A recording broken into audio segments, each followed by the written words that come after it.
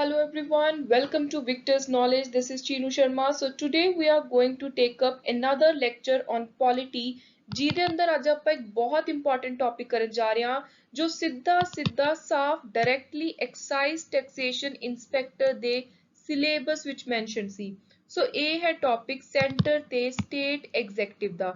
ਜਦੋਂ ਤੁਸੀਂ ਪੋਲਿਟੀ ਦਾ ਸਿਲੇਬਸ ਦੇਖੋਗੇ ਐਕਸਾਈਜ਼ ਟੈਕਸੇਸ਼ਨ ਇੰਸਪੈਕਟਰ ਦਾ ਪਿਛਲੇ ਸਾਲ ਦਾ ਤਾਂ ਉਹਦੇ ਵਿੱਚ ਸਪੈਸੀਫਿਕਲੀ ਸਿਰਫ 4-5 ਟੌਪਿਕ ਲਿਖੇ ਹੋਏ ਨੇ। ਸੋ ਉਹਦੇ ਵਿੱਚੋਂ ਸਭ ਤੋਂ ਮੇਜਰ ਇੰਪੋਰਟੈਂਟ ਟੌਪਿਕ ਹੈ ਸੈਂਟਰ ਤੇ ਸਟੇਟ ਐਗਜ਼ੈਕਟਿਵ ਦਾ, ਕੇਂਦਰ ਤੇ ਰਾਜ ਕਾਰਜਕਾਰੀ ਕਿਵੇਂ ਚੱਲਦੀ ਹੈ। ਸੋ ਉਹ ਅੱਜ ਆਪਾਂ ਇਸ ਲੈਕਚਰ ਦੇ ਅੰਦਰ ਕਵਰ ਕਰਾਂਗੇ। ਸਭ ਤੋਂ ਪਹਿਲਾਂ ਤਾਂ ਆਪਣੇ ਲਈ ਇਹ ਸਮਝਣਾ ਜ਼ਰੂਰੀ ਹੈ ਐਗਜ਼ੈਕਟਿਵ ਵਰਡ ਦਾ ਮਤਲਬ ਕੀ ਹੈ। ਕੋਈ ਪਲਾਨ, ਆਰਡਰ, ਰੂਲ, ਕੋਈ ਲਾਅ ਕਿਸੇ ਵੀ ਚੀਜ਼ ਨੂੰ ਦੇਸ਼ ਦੇ ਅੰਦਰ ਪ੍ਰੋਪਰ ਲਾਗੂ ਕਰਵਾਉਣ ਦੇ ਲਈ ਐਗਜ਼ੀਕਿਊਟ ਸਹੀ ਤਰੀਕੇ ਨਾਲ ਲੋਕਾਂ ਤੋਂ ਫੋਲੋ ਕਰਵਾਉਣ ਦੇ ਲਈ ਜਿਹੜਾ ਇੱਕ ਸਰਕਾਰ ਦਾ ਇੰਪੋਰਟੈਂਟ ਆਰਗਨ ਹੈ ਉਹਦਾ ਨਾਮ ਹੈ ਇਸ ਆਰਗਨ ਦਾ ਜਿਹੜਾ ਕਾਰਜਕਾਰੀ ਦਾ ਧਿਆਨ ਦਿੰਦਾ ਹੈ ਕਿ ਸਾਰੀਆਂ ਪਾਲਿਸੀਆਂ ਸਾਰੀਆਂ ਚੀਜ਼ਾਂ ਸਹੀ ਤਰੀਕੇ ਨਾਲ ਚੱਲਣ। ਉਸ ਆਰਗਨ ਦਾ ਨਾਮ ਹੈ ਉਸ ਸਰਕਾਰ ਦੇ ਇੰਪੋਰਟੈਂਟ ਅੰਗ ਹਿੱਸੇ ਦਾ ਨਾਮ ਹੈ ਐਗਜ਼ੀਕਿਊਟਿਵ। ਆਪਾਂ ਨੂੰ ਪਤਾ ਹੈ ਲੈਜਿਸਲੇਟਿਵ ਕੀ ਕਰਦੀ ਹੈ, ਪਾਰਲੀਮੈਂਟ ਦੇ ਵਿੱਚ ਜਿਵੇਂ ਲਾਜ਼ ਬਣਾਉਂਦੀ ਹੈ, ਜੁਡੀਸ਼ਰੀ ਉਹਨਾਂ ਲਾਜ਼ ਦੇ ਉੱਤੇ ਜੇ ਕੋਈ ਕਨਫਲਿਕਟ ਆਉਂਦਾ ਕੋਈ ਉਹਨਾਂ ਨੂੰ ਤੋੜਦਾ ਫਿਰ ਇੰਪੋਰਟੈਂਟ ਡਿਸੀਜਨ ਦਿੰਦੀ ਹੈ, ਪ੍ਰੋਟੈਕਟ ਕਰਦੀ ਹੈ। ਐਗਜ਼ੈਕਟਿਵ ਕੰਮ ਕਰਦੀ ਹੈ ਇੰਪਲੀਮੈਂਟੇਸ਼ਨ ਦਾ, ਲਾਗੂ ਕਰਵਾਉਣ ਦਾ। ਐਗਜ਼ੈਕਟਿਵ ਦੋ ਜਗ੍ਹਾ ਦੇ ਉੱਤੇ ਬੈਠੀ ਹੈ, ਸਟੇਟ ਦੀ ਅੱਡ, ਉੱਪਰ ਸੈਂਟਰ ਦੀ ਅੱਡ। ਸੋ ਹੁਣ ਆਪਾਂ ਦੇਖਾਂਗੇ ਕੌਣ ਹੈ ਜਿਹੜੇ ਯੂਨੀਅਨ ਐਗਜ਼ੈਕਟਿਵ ਵਿੱਚ ਨੇ, ਕੌਣ ਹੈ ਸਟੇਟ ਐਗਜ਼ੈਕਟਿਵ। ਇਹ ਤੁਸੀਂ ਆਪਣੇ ਦਿਮਾਗ 'ਚ ਇੱਕ ਪਿਕਚਰ ਤਿਆਰ ਕਰ ਲੈਣੀ ਹੈ ਕਿ ਜਦੋਂ ਹੀ ਤੁਸੀਂ ਐਗਜ਼ੈਕਟਿਵ ਵਰਡ ਸੁਣਿਆ ਤੁਹਾਨੂੰ ਫਟਾਫਟ ਪਤਾ ਹੋਣਾ ਚਾਹੀਦਾ ਕਿ ਕਿਹੜੇ 3-4 ਇੰਪੋਰਟੈਂਟ ਪੋਜੀਸ਼ਨ ਨੇ, ਰੈਂਕ ਨੇ ਜਿਹੜੇ ਸੈਂਟਰ ਤੇ ਬੈਠੇ ਨੇ ਐਗਜ਼ੈਕਟਿਵ 'ਚ, ਕੌਣ ਸਟੇਟ ਲੈਵਲ ਦੀ ਐਗਜ਼ੀਕਿਊਟਿਵ ਸੰਭਾਲਦੇ ਆ, ਸਟੇਟ ਲੈਵਲ ਤੇ ਸਰਕਾਰ ਚਲਾ ਰਿਹਾ ਹੈ। ਸੋ ਹੁਣ ਆਪਾਂ ਦੇਖ ਲੈਂਦੇ ਹਾਂ ਸਭ ਤੋਂ ਪਹਿਲਾਂ ਤਾਂ ਆਰਟੀਕਲ 52 ਤੋਂ 78 ਤੱਕ ਯੂਨੀਅਨ ਐਗਜ਼ੈਕਟਿਵ ਹੈ। 153 ਤੋਂ 167 ਸਟੇਟ ਐਗਜ਼ੈਕਟਿਵ। ਇਹ ਆਰਟੀਕਲ ਸਭ ਤੋਂ ਪਹਿਲਾਂ ਤੁਸੀਂ ਯਾਦ ਰੱਖੋ ਜੋ ਅੱਜ ਆਪਾਂ ਨੇ ਇਸ ਲੈਕਚਰ ਦੇ ਅੰਦਰ ਪੜ੍ਹਨੇ ਨੇ। ਯੂਨੀਅਨ ਦੇ ਵਿੱਚ ਕੌਣ ਬੈਠਦਾ? ਉੱਪਰ ਸੈਂਟਰ ਦੀ ਸਰਕਾਰ। ਸਭ ਤੋਂ ਪਹਿਲਾਂ ਦੇਸ਼ ਦੇ ਰਾਜੇ ਕੌਣ ਨੇ? ਸਭ ਤੋਂ ਮੇਨ ਟੌਪ ਪੋਜੀਸ਼ਨ ਸੰਭਾਲੀ ਹੋਈ ਹੈ ਪ੍ਰੈਜ਼ੀਡੈਂਟ ਨੇ। ਉਸ ਤੋਂ ਬਾਅਦ ਆਉਂਦੇ ਨੇ ਆਪਾਂ ਪ੍ਰੈਜ਼ੀਡੈਂਟ ਦੇ ਤੌਰ ਤੇ ਗੱਲ ਕਰ ਰਹੇ ਹਾਂ। ਪ੍ਰੈਜ਼ੀਡੈਂਟ ਤੋਂ ਨੀਚੇ ਆਉਂਦੇ ਨੇ ਦੇਸ਼ ਦੀ ਸਰਕਾਰ ਦੀ ਜਦੋਂ ਗੱਲ ਕਰਦੇ ਆ ਪ੍ਰਾਈਮ ਮਿਨਿਸਟਰ। ਪ੍ਰਾਈਮ ਮਿਨਿਸਟਰ ਦੀ ਮਦਦ ਕਰਨ ਦੇ ਲਈ ਇੱਕ ਕਾਉਂਸਿਲ ਹੈ, ਇੱਕ ਜੋੜ ਹੈ, ਇਕੱਠ ਹੈ, ਗਰੁੱਪ ਹੈ ਮਿਨਿਸਟਰਾਂ ਦਾ ਜਿਸ ਹੋਮ ਮਿਨਿਸਟਰ, ਫਾਈਨੈਂਸ ਮਿਨਿਸਟਰ, ਵੱਖ-ਵੱਖ ਤਰ੍ਹਾਂ ਦੇ ਮਿਨਿਸਟਰ ਨੇ ਅੱਡ-ਅੱਡ ਡਿਪਾਰਟਮੈਂਟ ਦੇ ਜੋ time to time prime minister ਦੀ ਮਦਦ ਕਰਦੇ ਨੇ। ਫਿਰ ਆਉਂਦਾ ਹੈ ਅਟਾਰਨੀ ਜਨਰਲ ਆਫ ਇੰਡੀਆ। ਇਹ ਚਾਰ ਜਿਹੜੇ ਇੰਪੋਰਟੈਂਟ ਪੋਜੀਸ਼ਨਸ ਦੀ ਗੱਲ ਕਰਦੇ ਆ ਇਹ ਨੇ ਯੂਨੀਅਨ ਲੈਵਲ ਤੇ। ਪ੍ਰੈਜ਼ੀਡੈਂਟ ਦੀ ਗੱਲ ਹੋਊਗੀ ਆਰਟੀਕਲ 52 ਤੋਂ 62, ਪ੍ਰਾਈਮ ਮਿਨਿਸਟਰ ਤੇ ਕਾਉਂਸਲ ਆਫ ਮਿਨਿਸਟਰ 74 ਤੋਂ 75 ਨਾਲ article 78, attorney general of India article 76। State executive ਵਿੱਚ ਸਭ ਤੋਂ ਉੱਪਰ ਕੌਣ ਹੈ? ਗਵਰਨਰ। ਗਵਰਨਰ ਦੇ ਨੀਚੇ ਆਪਣੇ ਮੁੱਖ ਮੰਤਰੀ, ਚੀਫ ਮਿਨਿਸਟਰ ਤੇ ਨਾਲ ਉਹਨਾਂ ਦੀ ਜਿਹੜੀ ਕੈਬਨਿਟ ਹੈ, ਕਾਉਂਸਲ ਆਫ ਮਿਨਿਸਟਰ ਹੈ। ਉਸ ਤੋਂ ਬਾਅਦ ਆਉਂਦੇ ਨੇ advocate general of state. Articles ਨੇ 153 to 161, 164 to 167, 65 ਤੇ 177 ਐਡਵੋਕੇਟ ਜਨਰਲ ਆਫ ਸਟੇਟ।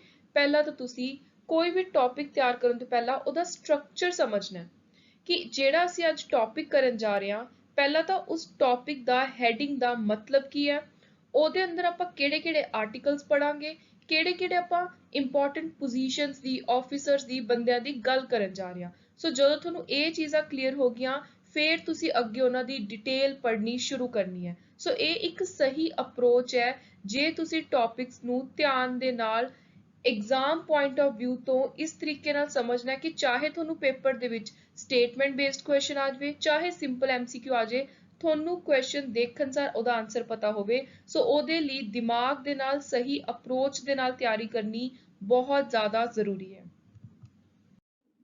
ਸੋ ਜਿਹੜੇ ਹੁਣ ਮੈਂ ਪਿੱਛੇ ਤੁਹਾਨੂੰ ਗਵਰਨਮੈਂਟ ਦੇ ਆਰਗਨ ਸਮਝਾਏ ਨੇ ਇੱਕ ਵਾਰੀ ਆਪਾਂ ਦੇਖ ਲੈਂਦੇ ਹਾਂ। 3 ਅੰਗ ਨੇ, 3 ਹਿੱਸੇ ਨੇ, ਆਰਗਨ ਕਹੇ ਜਾਂਦੇ ਨੇ ਸਰਕਾਰ ਦੇ ਜਿਹੜੇ ਕੰਮ ਕਰਦੇ ਨੇ ਸਰਕਾਰ ਦੇ ਅੰਦਰ। एक है एग्जैक्टिव डिपार्टमेंट, दूजा है लेजिस्लेटिव, तीजी है जुडिशरी। एग्जैक्टिव है कार्यकारी, लेजिस्लेटिव है विधानक, जुडिशरी है न्यायपालिका।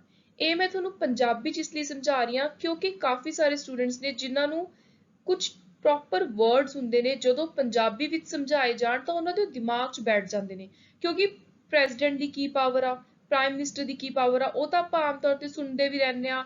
ਇਹ ਤਾਂ ਬਹੁਤ ਹੀ ਬੇਸਿਕ ਚੀਜ਼ਾਂ ਨੇ, ਜਦੋਂ ਆਪਾਂ ਪੜਾਂਗੇ ਆਪਾਂ ਨੂੰ ਸਮਝ ਆ ਹੀ ਜਾਣਗੀਆਂ। ਪਰ ਇੰਪੋਰਟੈਂਟ ਕੁਝ ਵਰਡਸ ਨੇ ਜਿਨ੍ਹਾਂ ਦਾ ਤੁਹਾਨੂੰ ਜੇ ਮਤਲਬ ਹੀ ਨਹੀਂ ਕਲੀਅਰ, ਮੈਂ ਉਰੇ ਲੈਜਿਸਲੇਟਿਵ ਬੋਲੀ ਜਾਵਾਂ ਤੇ ਤੁਹਾਨੂੰ ਉਹਦਾ ਮਤਲਬ ਹੀ ਨਾ ਪਤਾ ਹੋਵੇ ਕਿ ਉਹਨੂੰ ਆਪਾਂ ਆਪਣੀ ਸਿੰਪਲ ਭਾਸ਼ਾ 'ਚ ਕੀ ਬੋਲਦੇ ਆ, ਤਾਂ ਤੁਹਾਡਾ ਇਸ ਚੈਪਟਰ ਨੂੰ ਸੁਣਨ ਦਾ ਪੜ੍ਹਨ ਦਾ ਕੋਈ ਫਾਇਦਾ ਨਹੀਂ। ਸੋ ਇਸ ਲਈ ਮੈਂ ਟਰਾਈ ਕਰਦੀ ਹਾਂ ਕਿ ਜਿੰਨਾ ਹੋ ਸਕੇ ਜੋ ਵੀ ਇਹ ਪ੍ਰੋਪਰ ਕੁਝ ਟੈਕਨੀਕਲ ਵਰਡਸ ਨੇ ਮੈਂ ਤੁਹਾਨੂੰ ਉਹਨਾਂ ਦਾ ਨਾਲ ਦੀ ਨਾਲ ਪੰਜਾਬੀ ਦੇ ਵਿੱਚ ਵੀ ਮਤਲਬ ਸਮਝਾਉਂਦੀ ਰਹਾਂ। ਸੋ ਕਾਰਜਕਾਰੀ, ਵਿਧਾਨਕ, ਨਿਆਂਪਾਲਿਕਾ, ਇਹ ਤਿੰਨ ਇੰਪੋਰਟੈਂਟ ਡਿਪਾਰਟਮੈਂਟ ਮਿਲ ਕੇ ਇੱਕ ਦੇਸ਼ ਦੀ ਸਰਕਾਰ ਬਣਾਉਂਦੇ ਨੇ। ਸਪੈਸ਼ਲੀ ਜੇ ਆਪਾਂ ਇੰਡੀਅਨ ਸਰਕਾਰ ਦੀ ਗੱਲ ਕਰੀਏ ਜਿਹੜੀ ਪਾਰਲੀਮੈਂਟਰੀ ਫਾਰਮ ਆਫ ਨੇਚਰ ਦੀ ਹੈ। ਪਾਰਲੀਮੈਂਟਰੀ ਫਾਰਮ ਸਰਕਾਰ ਦੇ ਵਿੱਚ ਕੀ ਹੁੰਦਾ, ਜਿਹੜੀ ਐਗਜ਼ੈਕਟਿਵ ਹੈ ਇਹ ਲੈਜਿਸਲੇਟਿਵ ਦੇ ਨਾਲ ਆਪਸ ਦੇ ਵਿੱਚ ਮਿਲ ਕੇ ਕੰਮ ਕਰਦੀ ਹੈ। It is also called the cabinet government due to concentration of executive power in the cabinet. Executive ਕੀ ਹੈ, ਲੈਜਿਸਲੇਟਿਵ ਦਾ ਹੀ ਹਿੱਸਾ ਹੈ। ਸੰਸਦੀ ਸਰਕਾਰ ਕਿਹਾ ਜਾਂਦਾ ਹੈ ਪਾਰਲੀਮੈਂਟਰੀ ਫਾਰਮ ਆਫ ਗਵਰਨਮੈਂਟ ਨੂੰ। ਤੇ ਜਿਹੜੀ ਇਹ ਪਾਰਲੀਮੈਂਟਰੀ ਫਾਰਮ ਹੈ ਇਹ ਆਪਾਂ ਨੇ ਕਿਹੜੇ ਦੇਸ਼ ਦੀ ਸਰਕਾਰ ਨੂੰ ਦੇਖ ਕੇ ਭਾਰਤ ਦੇ ਅੰਦਰ ਲਿਆਂਦੀ ਹੈ, ਬ੍ਰਿਟੇਨ। ਜਦੋਂ ਆਪਾਂ ਨੇ ਸੋਰਸਿਸ ਵਾਲਾ ਟੌਪਿਕ ਕੀਤਾ ਸੀ, ਮੈਂ ਤੁਹਾਨੂੰ ਕੁਝ ਇੰਪੋਰਟੈਂਟ ਚੀਜ਼ਾਂ ਨਾਲ ਨਾਲ ਰਿਵਾਈਜ਼ ਵੀ ਕਰਵਾਈ ਜਾਇਆ ਕਰੂ ਸੋ ਦੈਟ ਤੁਸੀਂ ਇੱਕ ਲਿੰਕ ਕ੍ਰੀਏਟ ਕਰੋ ਸਾਰੇ ਟੌਪਿਕਸ ਦਾ ਆਪਸ ਦੇ ਵਿੱਚ। ਜਦੋਂ ਆਪਾਂ ਨੇ ਸੋਰਸਿਸ ਦੇਖੇ ਸੀ ਉੱਥੇ ਤੁਹਾਨੂੰ ਮੈਂ ਪੜਾਇਆ ਸੀ ਕਿ ਪਾਰਲੀਮੈਂਟਰੀ ਫਾਰਮ ਆਫ ਗਵਰਨਮੈਂਟ ਆਪਾਂ ਨੇ ਲਈ ਹੈ ਬ੍ਰਿਟੇਨ ਦੇ, ਯੂਕੇ ਦੇ ਸੰਵਿਧਾਨ ਚੋਂ। ਸੋ ਇਹ ਵੀ ਚੀਜ਼ ਤੁਸੀਂ ਯਾਦ ਰੱਖਣੀ ਹੈ, ਸੰਸਦੀ ਸਰਕਾਰ ਲਈ ਆਪਾਂ ਨੇ ਬ੍ਰਿਟੇਨ। ਹੁਣ ਆਪਣਾ ਮੇਨ ਟੌਪਿਕ ਆ ਜਾਂਦਾ ਹੈ ਐਗਜ਼ੈਕਟਿਵ ਦਾ, ਕਾਰਜਕਾਰੀ। ਇਹਦੇ ਅੰਦਰ ਇਹ ਚਾਰ ਪੋਜੀਸ਼ਨਾਂ ਨੇ, ਰਾਸ਼ਟਰਪਤੀ, ਉਪ ਰਾਸ਼ਟਰਪਤੀ, ਪ੍ਰਧਾਨ ਮੰਤਰੀ ਤੇ ਉਹਨਾਂ ਦਾ ਮੰਤਰੀ ਮੰਡਲ, ਭਾਰਤ ਦੇ ਅਟਾਰਨੀ ਜਨਰਲ। ਇਹ ਚਾਰ ਇੰਪੋਰਟੈਂਟ ਚੀਜ਼ਾਂ ਤੁਸੀਂ ਯਾਦ ਰੱਖਣੀਆਂ। ਹੁਣ ਆਪਾਂ ਵਨ ਬਾਏ ਵਨ ਇਹਨਾਂ ਦੇ ਐਗਜ਼ਾਮੀਨੇਸ਼ਨ ਪੁਆਇੰਟ ਆਫ ਵਿਊ ਤੋਂ ਜੋ ਆਰਟੀਕਲਸ ਪ੍ਰੋਵੀਜ਼ਨ ਇੰਪੋਰਟੈਂਟ ਨੇ ਉਹ ਦੇਖਾਂਗੇ। ਜਿਹੜੇ ਇਹ ਆਰਟੀਕਲਸ ਨੇ, ਮੈਂ ਇੱਕ ਹੋਰ ਤੁਹਾਨੂੰ ਚੀਜ਼ ਦੱਸਣਾ ਚਾਹੁੰਦੀ ਹਾਂ, ਇਹਨਾਂ ਨੂੰ ਅਨੁਛੇਦ ਵੀ ਕਿਹਾ ਜਾਂਦਾ ਹੈ। ਸੋ ਜੋ ਤੁਸੀਂ ਅਨੁਛੇਦ ਵਰਡ ਸੁਣੋ ਤਾਂ ਤੁਹਾਨੂੰ ਪਤਾ ਹੋਣਾ ਚਾਹੀਦਾ ਕਿ ਜਿਹੜੇ ਸੰਵਿਧਾਨ ਦੇ ਆਰਟੀਕਲਸ ਦੀ ਗੱਲ ਹੋ ਰਹੀ ਹੈ। ਸੋ ਸਭ ਤੋਂ ਪਹਿਲਾਂ president, article 52, first and foremost part of executive, ਜਿਹੜਾ ਕਾਰਜਕਾਰੀ ਵਿਭਾਗ ਹੈ ਯੂਨੀਅਨ ਦਾ, ਸੈਂਟਰ ਦਾ, ਉਹਦੀ ਸ਼ੁਰੂਆਤ ਹੁੰਦੀ ਹੈ ਤਾਂ ਉਹਦਾ ਸਭ ਤੋਂ ਇੰਪੋਰਟੈਂਟ ਹਿੱਸਾ ਹੈ ਦੇਸ਼ ਦੇ ਰਾਸ਼ਟਰਪਤੀ। ਇਹ ਇਸ ਡਿਪਾਰਟਮੈਂਟ ਨੂੰ, ਐਗਜ਼ੈਕਟਿਵ ਨੂੰ ਹੈਡ ਕਰਦੇ ਨੇ। ਆਰਟੀਕਲ 52 ਕਹਿੰਦਾ ਹੈ there shall be president of India. President ਨੂੰ ਐਗਜ਼ੈਕਟਿਵ ਹੈਡ ਮੰਨਿਆ ਜਾਂਦਾ। ਜਿੰਨੇ ਵੀ ਐਗਜ਼ੈਕਟਿਵ ਕੰਮਕਾਜ ਨੇ ਸਾਰੇ ਰਾਸ਼ਟਰਪਤੀ ਦੇ ਨਾਮ ਉੱਤੇ ਹੀ ਹੋਣਗੇ। ਸੋ ਉਸ ਤੋਂ ਬਾਅਦ ਆਰਟੀਕਲ 58 ਦੱਸਦਾ ਕਿ ਕਿਹੜੀਆਂ-ਕਿਹੜੀਆਂ ਜ਼ਰੂਰਤਾਂ ਨੇ, ਕੁਆਲੀਫਿਕੇਸ਼ਨਸ ਨੇ ਜਿਹੜੀਆਂ ਪ੍ਰੈਜ਼ੀਡੈਂਟ ਦੀ ਇਲੈਕਸ਼ਨ ਜੇ ਕਿਸੇ ਨੇ ਲੜਨੀ ਹੈ ਉਹਦੇ ਲਈ ਉਹ ਲਾਜ਼ਮੀ ਨੇ ਪੂਰੀਆਂ ਕਰਨੀਆਂ। So talks about eligibility of person to become president of India. It says that a person is eligible for president if ਸਭ ਤੋਂ ਪਹਿਲਾਂ ਤਾਂ ਆਪਣੇ ਦੇਸ਼ ਦੇ ਰਾਸ਼ਟਰਪਤੀ ਬਣ ਰਹੇ ਨੇ ਤਾਂ ਭਾਰਤ ਦੀ ਨਾਗਰਿਕਤਾ ਹੋਣੀ ਜ਼ਰੂਰੀ ਹੈ, 35 ਸਾਲ ਦੀ ਉਮਰ ਉਹਨਾਂ ਦੀ ਕੰਪਲੀਟ ਹੋ ਜਾਣੀ ਚਾਹੀਦੀ ਹੈ। ਨਾਲ ਹੀ ਜੇ ਉਹਨਾਂ ਨੂੰ ਆਪਾਂ ਲੋਕ ਸਭਾ ਦੀ ਇਲੈਕਸ਼ਨ 'ਚ ਖੜਾਈਏ ਤਾਂ ਉੱਥੇ ਉਹ ਜੇ ਲੋਕ ਸਭਾ ਦੀ ਇਲੈਕਸ਼ਨ ਦੇ ਲਈ ਕੁਆਲੀਫਾਈ ਕਰ ਰਹੇ ਨੇ ਤਾਂ ਉਹ ਰਾਸ਼ਟਰਪਤੀ ਦੀ ਇਲੈਕਸ਼ਨ ਲਈ ਵੀ ਕੁਆਲੀਫਾਈਡ ਨੇ। So is qualified for an election as a member of House of People. A person can be disqualified. President the election ਲਈ ਆਪਾਂ ਡਿਸਕੁਆਲੀਫਾਈ ਕਰ ਸਕਦੇ ਹਾਂ ਜੇ ਆਲਰੇਡੀ ਉਹ ਕੋਈ ਸਰਕਾਰੀ ਡਿਪਾਰਟਮੈਂਟ ਦੇ ਵਿੱਚ ਜੌਬ ਕਰ ਰਹੇ ਨੇ, ਆਫਿਸ ਆਫ ਪ੍ਰੋਫਿਟ ਸੰਭਾਲ ਰਹੇ ਨੇ, ਚਾਹੇ ਯੂਨੀਅਨ ਦੀ ਸਰਕਾਰ ਵਿੱਚ ਜਾਂ ਕਿਸੇ ਵੀ ਸਟੇਟ ਗਵਰਨਮੈਂਟ ਦੀ ਸਰਕਾਰ ਵਿੱਚ, ਜਾਂ ਫਿਰ ਕਿਸੇ ਵੀ ਲੋਕਲ ਅਥਾਰਟੀ ਦੇ ਅੰਦਰ ਕੰਮ ਕਰ ਰਹੇ ਨੇ ਜਿਹੜੀ ਸਰਕਾਰੀ ਕੰਟਰੋਲ ਦੇ ਅੰਦਰ ਆਉਂਦੀ ਹੈ। ਸੋ ਜੇ ਇਸ ਤਰੀਕੇ ਦੀ ਕੋਈ ਜੌਬ ਉੱਤੇ ਹੈ ਕੋਈ ਪਰਸਨ ਤਾਂ ਚਾਹੇ ਉਹ ਤਿੰਨੋਂ ਇਹ ਵਾਲੀਆਂ ਰਿਕੁਆਇਰਮੈਂਟ ਪੂਰੀਆਂ ਕਰ ਰਿਹਾ ਹੈ ਫਿਰ ਵੀ ਉਹ ਦੇਸ਼ ਦੇ ਰਾਸ਼ਟਰਪਤੀ ਦੀ ਚੋਣ ਨਹੀਂ ਲੜ ਸਕਦਾ।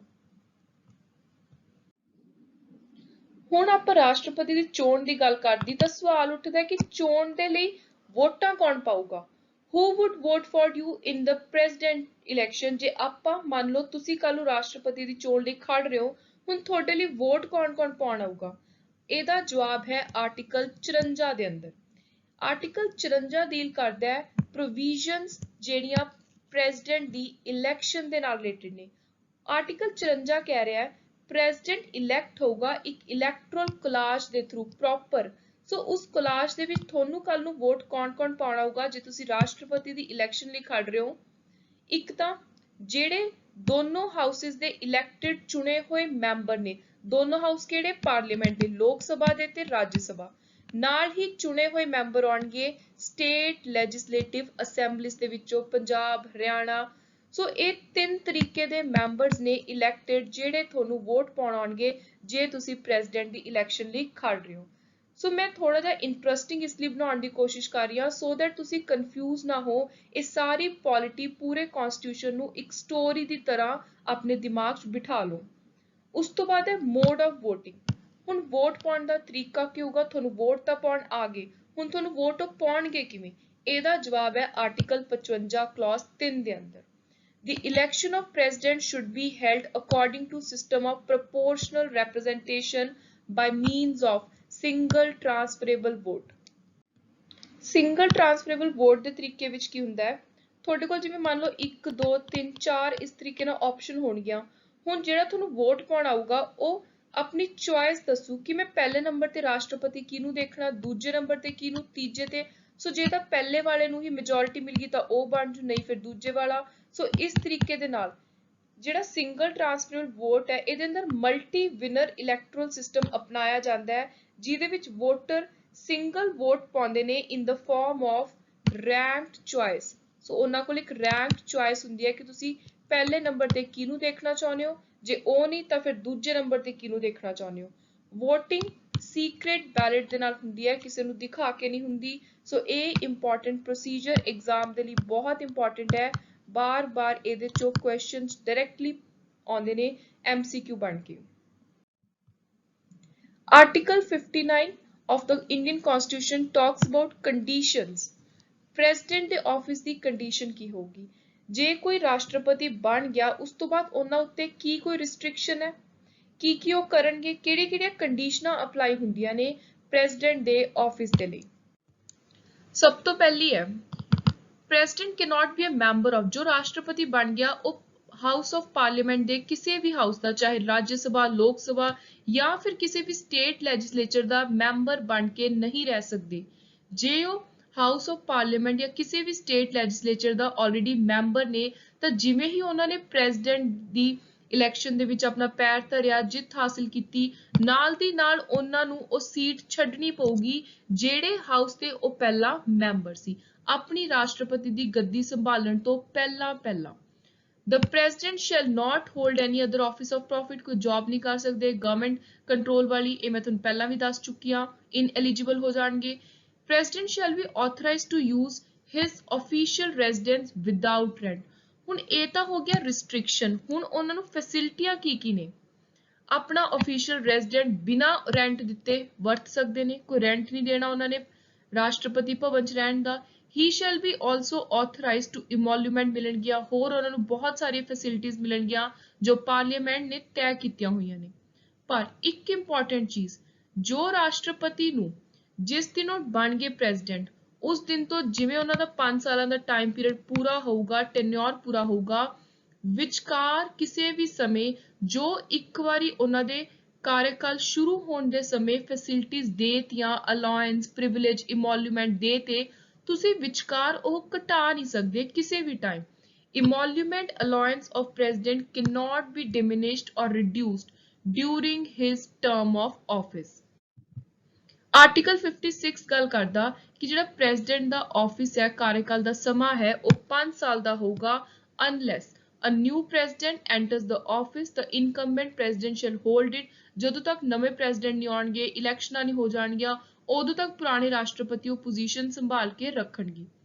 ਪ੍ਰੈਜ਼ੀਡੈਂਟ ਨੂੰ ਉਹਨਾਂ ਦੇ ਆਫਿਸ ਤੋਂ ਰਿਮੂਵ ਕੀਤਾ ਜਾ ਸਕਦਾ ਹੈ ਆਰਟੀਕਲ 61 ਦੇ ਅੰਦਰ, ਪਰ ਇਹਦਾ ਸਿਰਫ ਇੱਕ ਹੀ ਤਰੀਕਾ ਹੈ, ਉਹ ਹੈ ਜੇ ਉਹ ਸੰਵਿਧਾਨ ਦੇ ਅਗੇਂਸਟ ਕੋਈ ਸਟੈਪ ਲੈ ਲੈਣ, ਸੰਵਿਧਾਨ ਨੂੰ ਵਾਇਲੇਟ ਕਰਨ। ਸੋ ਇੱਕ ਹੀ ਗਰਾਊਂਡ ਉੱਤੇ ਪ੍ਰੈਜ਼ੀਡੈਂਟ ਦੇ ਅਗੇਂਸਟ ਉਹਨਾਂ ਨੂੰ ਰਿਮੂਵ ਕਰਨ ਦੇ ਲਈ ਇੰਪੀਚਮੈਂਟ ਦਾ ਪ੍ਰੋਸੈਸ ਹੈ ਸ਼ੁਰੂ ਕਰ ਸਕਦੇ ਆ ਆਰਟੀਕਲ 61 ਦੇ ਅੰਦਰ। ਇਹ ਗਰਾਊਂਡ ਐਗਜ਼ਾਮ ਦੇ ਲਈ ਬਹੁਤ ਇੰਪੋਰਟੈਂਟ ਹੈ। ਇੰਪੀਚਮੈਂਟ ਦਾ ਪੰਜਾਬੀ ਚ ਮਤਲਬ ਹੁੰਦਾ ਹੈ ਮਹਾਦੋਸ਼। ਸੋ ਤੁਸੀਂ ਉਹਨਾਂ ਉੱਤੇ ਕੋਈ ਬਹੁਤ ਵੱਡਾ ਦੋਸ਼ ਲਗਾ ਰਹੇ ਹੋ ਕਨਸਟੀਟਿਊਸ਼ਨ ਨੂੰ ਵਾਇਲੇਟ ਕਰਨ ਦਾ, ਤੇ ਉਸ ਦੋਸ਼ ਦੇ ਲਈ ਜਿਹੜਾ ਪ੍ਰੋਸੈਸ ਹੈ ਉਹਨਾਂ ਨੂੰ ਰਿਮੂਵ ਕਰਨ ਦਾ ਆਫਿਸ ਚੋਂ, ਉਹਦੇ ਲਈ ਪ੍ਰੋਸੈਸ ਹੈ ਆਰਟੀਕਲ 61 ਦੇ ਅੰਦਰ।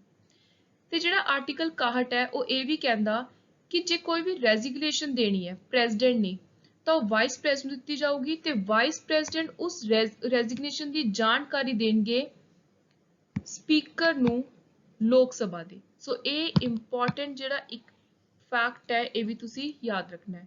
ਜੇ ਰਾਸ਼ਟਰਪਤੀ ਨੇ ਆਪਣੀ ਮਰਜ਼ੀ ਦੇ ਨਾਲ ਆਪਣੀ ਸੀਟ ਛੱਡਣੀ ਹੈ ਤਾਂ ਉਹ ਰੈਜ਼ਿਗਨੇਸ਼ਨ ਦੇਣਗੇ ਉਪ ਰਾਸ਼ਟਰਪਤੀ ਨੂੰ, ਤੇ ਉਪ ਰਾਸ਼ਟਰਪਤੀ ਇਸ ਚੀਜ਼ ਦੀ ਜਾਣਕਾਰੀ ਦੇਣਗੇ ਲੋਕ ਸਭਾ ਦੇ ਸਪੀਕਰ ਨੂੰ, ਤੇ ਉੱਥੋਂ ਫਿਰ ਬਾਕੀ ਸਾਰਿਆਂ ਨੂੰ ਉਹ ਜਾਣਕਾਰੀ ਮਿਲ ਜੂਗੀ ਪੂਰੀ ਦੀ ਪੂਰੀ ਪਾਰਲੀਮੈਂਟ ਨੂੰ। ਸੋ ਇਹ ਹੈ ਇੰਪੋਰਟੈਂਟ ਸਟੈਪਸ।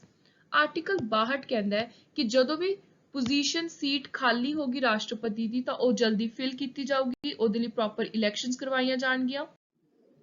ਸੋ ਮੰਨ ਲਓ ਹੁਣ ਤੁਹਾਡੀ ਇਲੈਕਸ਼ਨ ਹੈ, ਕੱਲ ਨੂੰ ਤੁਸੀਂ ਰਾਸ਼ਟਰਪਤੀ ਦੀ ਚੋਣ ਲੜਨ ਜਾ ਰਹੇ ਹੋ ਤਾਂ ਉੱਥੇ ਕੋਈ ਦਿੱਕਤ ਕ੍ਰੀਏਟ ਕਰ ਰਿਹਾ, ਕੋਈ ਰੁਕਾਵਟ ਪੈਦਾ ਕਰਨ ਦੀ ਕੋਸ਼ਿਸ਼ ਕਰ ਰਿਹਾ, ਕੋਈ ਤੁਹਾਨੂੰ ਕਹਿ ਰਿਹਾ ਕਿ ਤੁਸੀਂ ਤਾਂ 35 ਸਾਲ ਦੇ ਨਹੀਂ ਹੋਏ, ਤੁਸੀਂ ਕਿਵੇਂ ਰਾਸ਼ਟਰਪਤੀ ਦੀ ਚੋਣ ਲਈ ਖੜ ਗਏ, ਜਾਂ ਤੁਹਾਨੂੰ ਕਹਿ ਰਿਹਾ ਕਿ ਮੈਂ ਤਾਂ ਤੁਹਾਨੂੰ ਦੇਖਿਆ ਸੀ ਤੁਸੀਂ ਕੋਈ ਆਫਿਸ ਆਫ ਪ੍ਰੋਫਿਟ ਸੰਭਾਲ ਰਹੇ ਹੋ।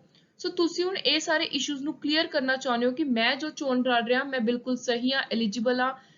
ਸੋ ਇਸ ਚੀਜ਼ ਨੂੰ ਕਲੀਅਰ ਕੌਣ ਕਰੂ? ਤੁਸੀਂ ਕਿਹਦੇ ਕੋਲ ਜਾਓਗੇ ਰਾਸ਼ਟਰਪਤੀ ਦੀ ਇਲੈਕਸ਼ਨ ਵਾਲੇ ਡਿਸਪਿਊਟ ਨੂੰ ਕਲੀਅਰ ਕਰਵਾਉਣ ਦੇ ਲਈ। What if people raise issue regarding your election as president? Who would clarify the dispute? ਇਹਦਾ ਜਵਾਬ ਹੈ ਆਰਟੀਕਲ 71 ਦੇ ਅੰਦਰ। ਸੋ ਆਰਟੀਕਲ 71 ਕਹਿੰਦਾ ਕੋਈ ਵੀ ਮੈਟਰ ਹੈ ਰਾਸ਼ਟਰਪਤੀ ਦੀ ਚੋਣ ਨੂੰ ਲੈ ਕੇ, ਉਸ ਮੈਟਰ ਦੀ ਸੁਣਵਾਈ ਕਰੂ honourable supreme court of India. Supreme court ਨੇ ਜੋ ਕਹਿਤਾ ਉਹ ਡਿਸੀਜਨ ਮੰਨਣਾ ਪਊਗਾ, ਫਾਈਨਲ ਹੋਊਗਾ। Any dispute arising with respect to election of president will be adjudicated by the Supreme Court and its decision will be considered final. So ਹੁਣ ਮੰਨ ਲਓ ਸੁਪਰੀਮ ਕੋਰਟ ਨੇ ਆਰਡਰ ਦਿੱਤਾ ਕਿ ਜਿਹੜੀ ਰਾਸ਼ਟਰਪਤੀ ਦੀ ਚੋਣ ਹੋਈ ਸੀ ਉਹ ਗਲਤ ਹੋਈ ਸੀ, ਡਿਕਲੇਅਰਡ ਵੋਇਡ, ਉਹਨੂੰ ਰੱਦ ਕਰਾਤਾ ਕਿ ਇਹ ਜਿਹੜੇ ਰਾਸ਼ਟਰਪਤੀ ਚੁਣੇ ਗਏ ਸੀ ਇਹ ਸਹੀ ਨਹੀਂ ਸੀ। ਪਰ ਇੱਕ ਇੰਪੋਰਟੈਂਟ ਉਰੇ ਚੀਜ਼ ਹੁਣ ਤੁਸੀਂ ਨੋਟ ਕਰਨੀ ਹੈ ਕਿ ਚਾਹੇ ਸੁਪਰੀਮ ਕੋਰਟ ਕਹਿ ਦੇਵੇ ਕਿ ਜਿਹੜੀ ਇਲੈਕਸ਼ਨ ਹੋਈ ਸੀ ਕਿਸੇ ਪਰਸਨ ਦੀ ਐਸ ਪ੍ਰੈਜ਼ੀਡੈਂਟ ਉਹ ਗਲਤ ਹੈ, ਵੋਇਡ ਹੈ, ਪਰ ਜੋ ਉਹਨੇ ਰਾਸ਼ਟਰਪਤੀ ਹੋਣ ਦੇ ਨਾਤੇ ਉਸ ਡਿਸੀਜਨ ਸੁਪਰੀਮ ਕੋਰਟ ਦੇ ਡਿਸੀਜਨ ਤੋਂ ਪਹਿਲਾਂ ਕੰਮ ਕੀਤੇ ਨੇ ਐਸ ਪ੍ਰੈਜ਼ੀਡੈਂਟ ਆਫ ਇੰਡੀਆ, ਉਹ ਕੰਮ ਵੈਲਿਡ ਰਹਿਣਗੇ। Acts done by him in the exercise of power of the office of president will not be considered invalid. Parliament can formulate any law regarding to election of president, ਪਰ ਜੋ ਵੀ parliament law ਬਣਾਊ ਉਹ ਸੰਵਿਧਾਨ ਦੇ provisions ਦੇ ਨਾਲ ਮਿਲ ਕੇ ਚੱਲਣਾ ਚਾਹੀਦਾ ਹੈ। Election of person as president, vice president shall not be called in question on the ground of existence of any vacancy for whatever reason among the member of electoral college electing them. So president ਦੇ ਉੱਤੇ ਜੇ ਦੋਸ਼ ਲੱਗੇ ਕਿ ਉਹਨਾਂ ਨੇ ਸੰਵਿਧਾਨ ਦੇ ਅਗੇਂਸਟ ਜਾ ਕੇ ਕੋਈ ਕੰਮ ਕੀਤਾ, ਕੋਈ ਪ੍ਰੋਵੀਜ਼ਨ ਵਾਇਲੇਟ ਕੀਤੀਆਂ ਨੇ ਕਨਸਟੀਟਿਊਸ਼ਨ ਦੀਆਂ, ਤਾਂ ਉਹਨਾਂ ਨੂੰ ਦੋਨੋਂ ਹਾਊਸਸ ਦੇ ਵਿੱਚੋਂ ਕੋਈ ਵੀ ਕਹਿ ਸਕਦਾ ਹੈ ਇੰਪੀਚ ਕਰਨ ਦੇ ਲਈ, ਆਪਣੀ ਗੱਦੀ ਤੋਂ ਹਟਾਉਣ ਦੇ ਲਈ। So president of India can be impeached under article 61 for the violation of constitution on the basis of charges preferred by either house of parliament. A resolution with the proposal to prefer such charges must be signed. ਹੁਣ ਜਿਹੜਾ ਇਹ president ਨੂੰ ਉਹਨਾਂ ਦੀ ਗੱਦੀ ਤੋਂ ਹਟਾਉਣ ਦਾ ਇੱਕ proper ਤਰੀਕਾ ਹੈ, ਰੈਜ਼ੋਲੂਸ਼ਨ ਹੈ, ਪ੍ਰਪੋਜ਼ਲ ਹੈ, ਉਹਦੇ ਹੁਣ ਪ੍ਰੋਸੈਸ ਕੀ ਰਹੂਗਾ? ਜਿਹੜਾ ਉਹ ਪ੍ਰਪੋਜ਼ਲ ਹੈ ਘੱਟੋ ਘੱਟ ਉਹਨੂੰ 1/4 ਜਿਹੜੇ ਵੀ ਹਾਊਸ ਦੇ ਵਿੱਚੋਂ ਪ੍ਰਪੋਜ਼ਲ ਰੱਖਿਆ ਗਿਆ, ਪ੍ਰਸਤਾਵ ਰੱਖਿਆ ਗਿਆ, 1/4 ਮੈਂਬਰ ਟੋਟਲ ਚੋਂ ਸਾਈਨ ਕਰਨ ਸਭ ਤੋਂ ਪਹਿਲਾਂ ਕਿ ਅਸੀਂ ਇਹ ਚਾਰਜ ਲਗਾ ਰਹੇ ਹਾਂ ਰਾਸ਼ਟਰਪਤੀ ਉੱਤੇ ਕਿ ਉਹਨਾਂ ਨੇ ਸੰਵਿਧਾਨ ਨੂੰ ਵਾਇਲੇਟ ਕੀਤਾ ਹੈ। ਰੈਜ਼ੋਲੂਸ਼ਨ ਨੂੰ ਘੱਟੋ ਘੱਟ ਪਾਸ ਕਿੰਨੇ ਜਾਣੇ ਕਰਨ? ਇਹ ਤਾਂ ਗੱਲ ਹੋ ਗਈ ਸਾਈਨ ਦੀ, ਸਾਈਨ ਕਰਨਗੇ ਘੱਟੋ ਘੱਟ 1/4। ਹੁਣ ਉਹ ਰੈਜ਼ੋਲੂਸ਼ਨ ਪਾਸ ਕੀਤਾ ਜਾਊ ਘੱਟੋ ਘੱਟ 2/3 ਮੈਜੋਰਿਟੀ ਦੇ ਨਾਲ। ਜਦੋਂ ਰੈਜ਼ੋਲੂਸ਼ਨ ਇੱਕ ਹਾਊਸ ਨੇ ਪਾਸ ਕਰਤਾ ਤਾਂ ਉਹ ਦੂਜੇ ਹਾਊਸ ਵਿੱਚ ਭੇਜਿਆ ਜਾਊਗਾ ਸੋ ਦੈਟ ਉਹ ਵੀ ਆਪਣੀ ਪੂਰੀ ਤਸੱਲੀ ਕਰ ਲੈਣ, ਸਾਰੀ ਇਨਵੈਸਟੀਗੇਸ਼ਨ ਕਰ ਲੈਣ ਚਾਰजेस ਦੀ। ਪ੍ਰੈਜ਼ੀਡੈਂਟ ਨੂੰ ਪ੍ਰੋਪਰ ਇੱਕ ਰਾਈਟ ਦਿੱਤਾ ਜਾਊਗਾ ਕਿ ਉਹ ਆਪਣੀ ਗੱਲ ਵੀ ਸਾਹਮਣੇ ਰੱਖਣ।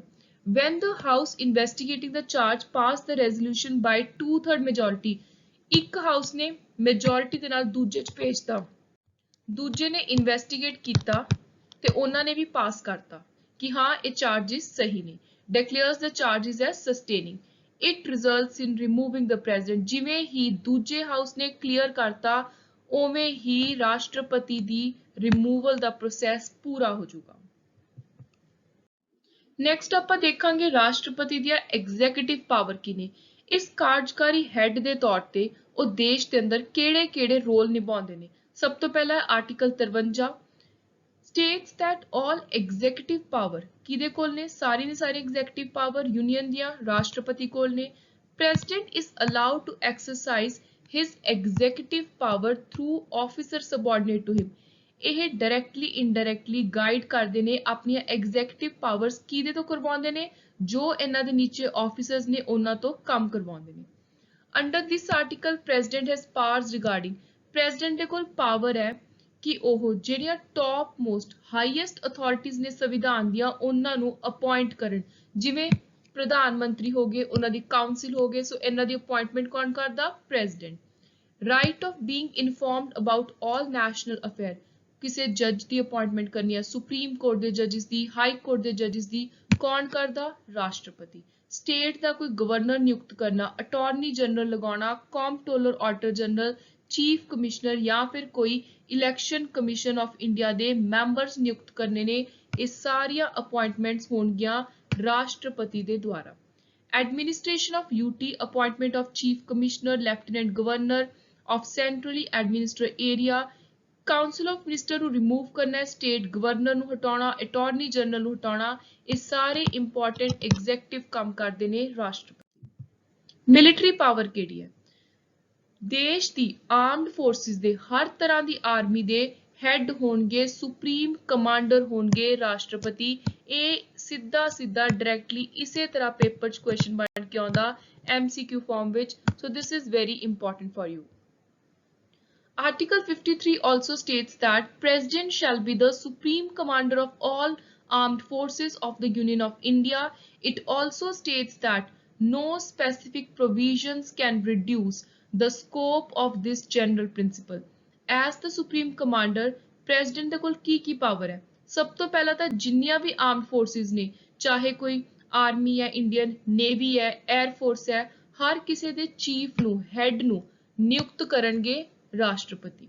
Wars are waged in the names of ਰਾਸ਼ਟਰਪਤੀ, president। ਜੇ ਕੋਈ ਲੜਾਈ ਲਾਉਣੀ ਹੈ ਤਾਂ ਰਾਸ਼ਟਰਪਤੀ ਦੇ ਨਾਮ ਉੱਤੇ ਲੱਗੂਗੀ। ਪੀਸ, ਜੇ ਸ਼ਾਂਤੀ ਬਣਾਉਣੀ ਹੈ, ਕੋਈ ਟ੍ਰੀਟੀ ਕਰਨੀ ਹੈ, ਪੀਸ ਲੜਾਈ ਤੋਂ ਬਾਅਦ ਕੋਈ ਅਗਰੀਮੈਂਟ ਕਰਨਾ, ਤਾਂ ਉਹ ਵੀ ਰਾਸ਼ਟਰਪਤੀ ਦੇ ਨਾਮ ਦੇ ਉੱਤੇ ਕਨਕਲੂਡ ਹੋਊਗਾ। ਰਾਸ਼ਟਰਪਤੀ ਆਪਣੇ ਦੇਸ਼ ਦਾ ਬਾਕੀ ਦੇਸ਼ਾਂ ਨਾਲ ਕੀ ਰਿਸ਼ਤਾ ਹੈ, ਉਸ ਚੀਜ਼ ਨੂੰ ਤੈਅ ਕਰਦੇ ਨੇ। ਇੰਡੀਅਨ ਡਿਪਲੋਮੇਸੀ ਦਾ ਇਹ ਮੇਨ ਮੁੱਖ ਚਿਹਰਾ ਨੇ, ਫੇਸ ਨੇ, ਤੇ ਆਪਣੇ ਦੇਸ਼ ਦੀ ਮਦਦ ਕਰਦੇ ਨੇ ਬਾਕੀ ਪੂਰੀ ਦੁਨੀਆ ਦੇ ਨਾਲ, ਸਾਰੀ ਕੰਟਰੀਜ਼ ਦੇ ਨਾਲ ਸਹੀ ਪਿਆਰ ਵਾਲੇ ਕਾਰਡੀਅਲ ਰਿਲੇਸ਼ਨ ਬਣਾ ਕੇ ਰੱਖਣ ਦੇ ਲਈ। So president forms the face of Indian diplomacy, helps the nation to maintain cordial relation with countries across the globe। ਜਿੰਨੇ ਅੰਬੈਸਡਰ ਨੇ, ਹਾਈ ਕਮਿਸ਼ਨਰ ਨੇ ਫੋਰਨ ਨੇਸ਼ਨ ਦੇ, ਸਾਰੇ ਇਹਨਾਂ ਦੇ representative ਨੇ। He received the credentials of the diplomatic representative prior to ratification by parliament। Treaties agreement with other nation are negotiated by the president। Next है legislative power। सब तो पहली important जो बार-बार पेपर च आउंदी है, ਉਹ ਹੈ ਕਿ ਜਦੋਂ ਵੀ ਨਵਾਂ ਬਜਟ ਸੈਸ਼ਨ ਹੁੰਦਾ ਤਾਂ ਰਾਸ਼ਟਰਪਤੀ ਪਹਿਲੇ ਪਰਸਨ ਹੁੰਦੇ ਨੇ ਜਿਹੜੇ ਐਡਰੈਸ ਕਰਦੇ ਨੇ ਪਾਰਲੀਮੈਂਟ ਨੂੰ। ਦੂਜੀ ਚੀਜ਼, ਜੇ ਦੋ ਹਾਊਸਿਸ ਨੇ, ਲੋਕ ਸਭਾ, ਰਾਜ ਸਭਾ, ਕਿਸੇ ਵੀ ਚੀਜ਼ ਨੂੰ ਲੈ ਕੇ ਕੋਈ ਆਪਸ ਦੇ ਵਿੱਚ ਉਹਨਾਂ ਦੇ ਕਾਮਨ ਡਿਸੀਜਨ ਨਹੀਂ ਆ ਪਾ ਰਿਹਾ, ਡੈਡਲੌਕ ਹੋ ਰਿਹਾ, ਤਾਂ ਉਸ ਡੈਡਲੌਕ ਨੂੰ ਤੋੜਨ ਦੇ ਲਈ, ਆਪਸ ਦੇ ਵਿੱਚ ਇੱਕ ਕਾਮਨ ਅਗਰੀਮੈਂਟ ਕਰਵਾਉਣ ਦੇ ਲਈ ਜੁਆਇੰਟ ਸੈਸ਼ਨ ਬੁਲਾ ਸਕਦੇ ਨੇ president. President is empowered to summon a joint session in order to break the deadlock in the legislation process between the two houses of parliament। President's sanction is mandatory in cases of provision, ਜਿਵੇਂ ਕੋਈ ਨਵੀਂ state ਤਿਆਰ ਕਰਨੀ ਹੈ, ਕੋਈ existing state ਦੀ boundary ਬਦਲਣੀ ਹੈ, ਨਾਮ ਬਦਲਣਾ ਹੈ, ਤੇ ਇਹ ਸਾਰੀਆਂ ਚੀਜ਼ਾਂ ਦੇ ਲਈ ਆਪਾਂ ਨੇ ਪਿਛਲੇ ਲੈਕਚਰ ਦੇ ਅੰਦਰ ਪੜ੍ਹਿਆ ਸੀ ਕਿ ਸਿੰਪਲ ਮੈਜੋਰਿਟੀ ਚਾਹੀਦੀ ਹੈ। ਸੋ ਸਿੰਪਲ ਮੈਜੋਰਿਟੀ ਵਾਲੀਆਂ ਚੀਜ਼ਾਂ ਦੇ ਵਿੱਚ ਵੀ ਪ੍ਰੈਜ਼ੀਡੈਂਟ ਦੀ ਸੈਂਕਸ਼ਨ ਹੋਣੀ, ਅਸੈਂਟ ਹੋਣੀ ਬਹੁਤ ਜ਼ਿਆਦਾ ਜ਼ਰੂਰੀ ਹੈ। Legislative provision relating to fundamental right of all citizens of India require president's consent. President consent ਜ਼ਰੂਰੀ ਹੈ ਜੇ ਲੋਕ ਸਭਾ ਦੇ ਵਿੱਚ ਮਨੀ ਬਿੱਲ ਪੇਸ਼ ਕਰਨਾ ਹੈ। ਪ੍ਰੈਜ਼ੀਡੈਂਟ ਦੀ ਕੰਸੈਂਟ ਜ਼ਰੂਰੀ ਹੈ ਸਾਰੇ ਬਿੱਲ ਨੂੰ ਪਾਸ ਕਰਵਾਉਣ ਦੇ ਲਈ। ਕੋਈ ਵੀ ਬਿੱਲ ਹੈ, ਕੋਈ ਅਮੈਂਡਮੈਂਟ ਦਾ, ਕੋਈ ਛੋਟੇ ਤੋਂ ਛੋਟਾ ਬਿੱਲ ਹੈ, ਆਰਡੀਨਰੀ ਬਿੱਲ, ਫਾਈਨੈਂਸ਼ੀਅਲ, ਮਨੀ, ਹਰ ਤਰ੍ਹਾਂ ਦੇ ਬਿੱਲ ਨੂੰ ਜੇ ਤੁਸੀਂ ਲਾਅ ਦੀ ਫਾਰਮ ਦੇ ਵਿੱਚ ਤਬਦੀਲ ਕਰਵਾਉਣਾ ਚਾਹੁੰਦੇ ਹੋ ਤਾਂ ਉਹਦੇ ਲਈ ਤੁਹਾਨੂੰ ਐਂਡ ਤੇ ਜਦੋਂ ਸਾਰਾ ਪ੍ਰੋਸੈਸ ਹੋ ਜਾਂਦਾ, ਐਂਡ ਤੇ ਫਾਈਨਲੀ ਪ੍ਰੈਜ਼ੀਡੈਂਟ ਦੇ ਸਾਈਨ ਚਾਹੀਦੇ ਹੁੰਦੇ ਨੇ। ਪ੍ਰੈਜ਼ੀਡੈਂਟ ਆਰਡੀਨੈਂਸ ਪ੍ਰੋਮਲਗੇਟ ਕਰ ਸਕਦੇ ਨੇ ਜਦੋਂ ਪਾਰਲੀਮੈਂਟ ਸੈਸ਼ਨ ਵਿੱਚ ਨਹੀਂ ਹੈ, ਕੋਈ ਐਮਰਜੈਂਸੀ ਜਾਂ ਡਿਸੀਜਨ ਲੈਣਾ ਤਾਂ ਉਹਦੇ ਲਈ ਆਰਡੀਨੈਂਸ ਪਾਸ ਕਰਵਾ ਸਕਦੇ ਨੇ। ਨਾਲ ਹੀ ਪ੍ਰੈਜ਼ੀਡੈਂਟ ਦੋਨੋਂ ਹਾਊਸਿਸ ਦੇ ਲਈ ਕੁਝ ਮੈਂਬਰਸ ਨੋਮੀਨੇਟ ਕਰਦੇ ਨੇ ਆਪਣੀ ਮਰਜ਼ੀ ਦੇ ਨਾਲ। ਸੋ ਇਹ ਨੇ ਇਹਨਾਂ ਦੀਆਂ ਲੈਜਿਸਲੇਟਿਵ ਪਾਵਰਸ।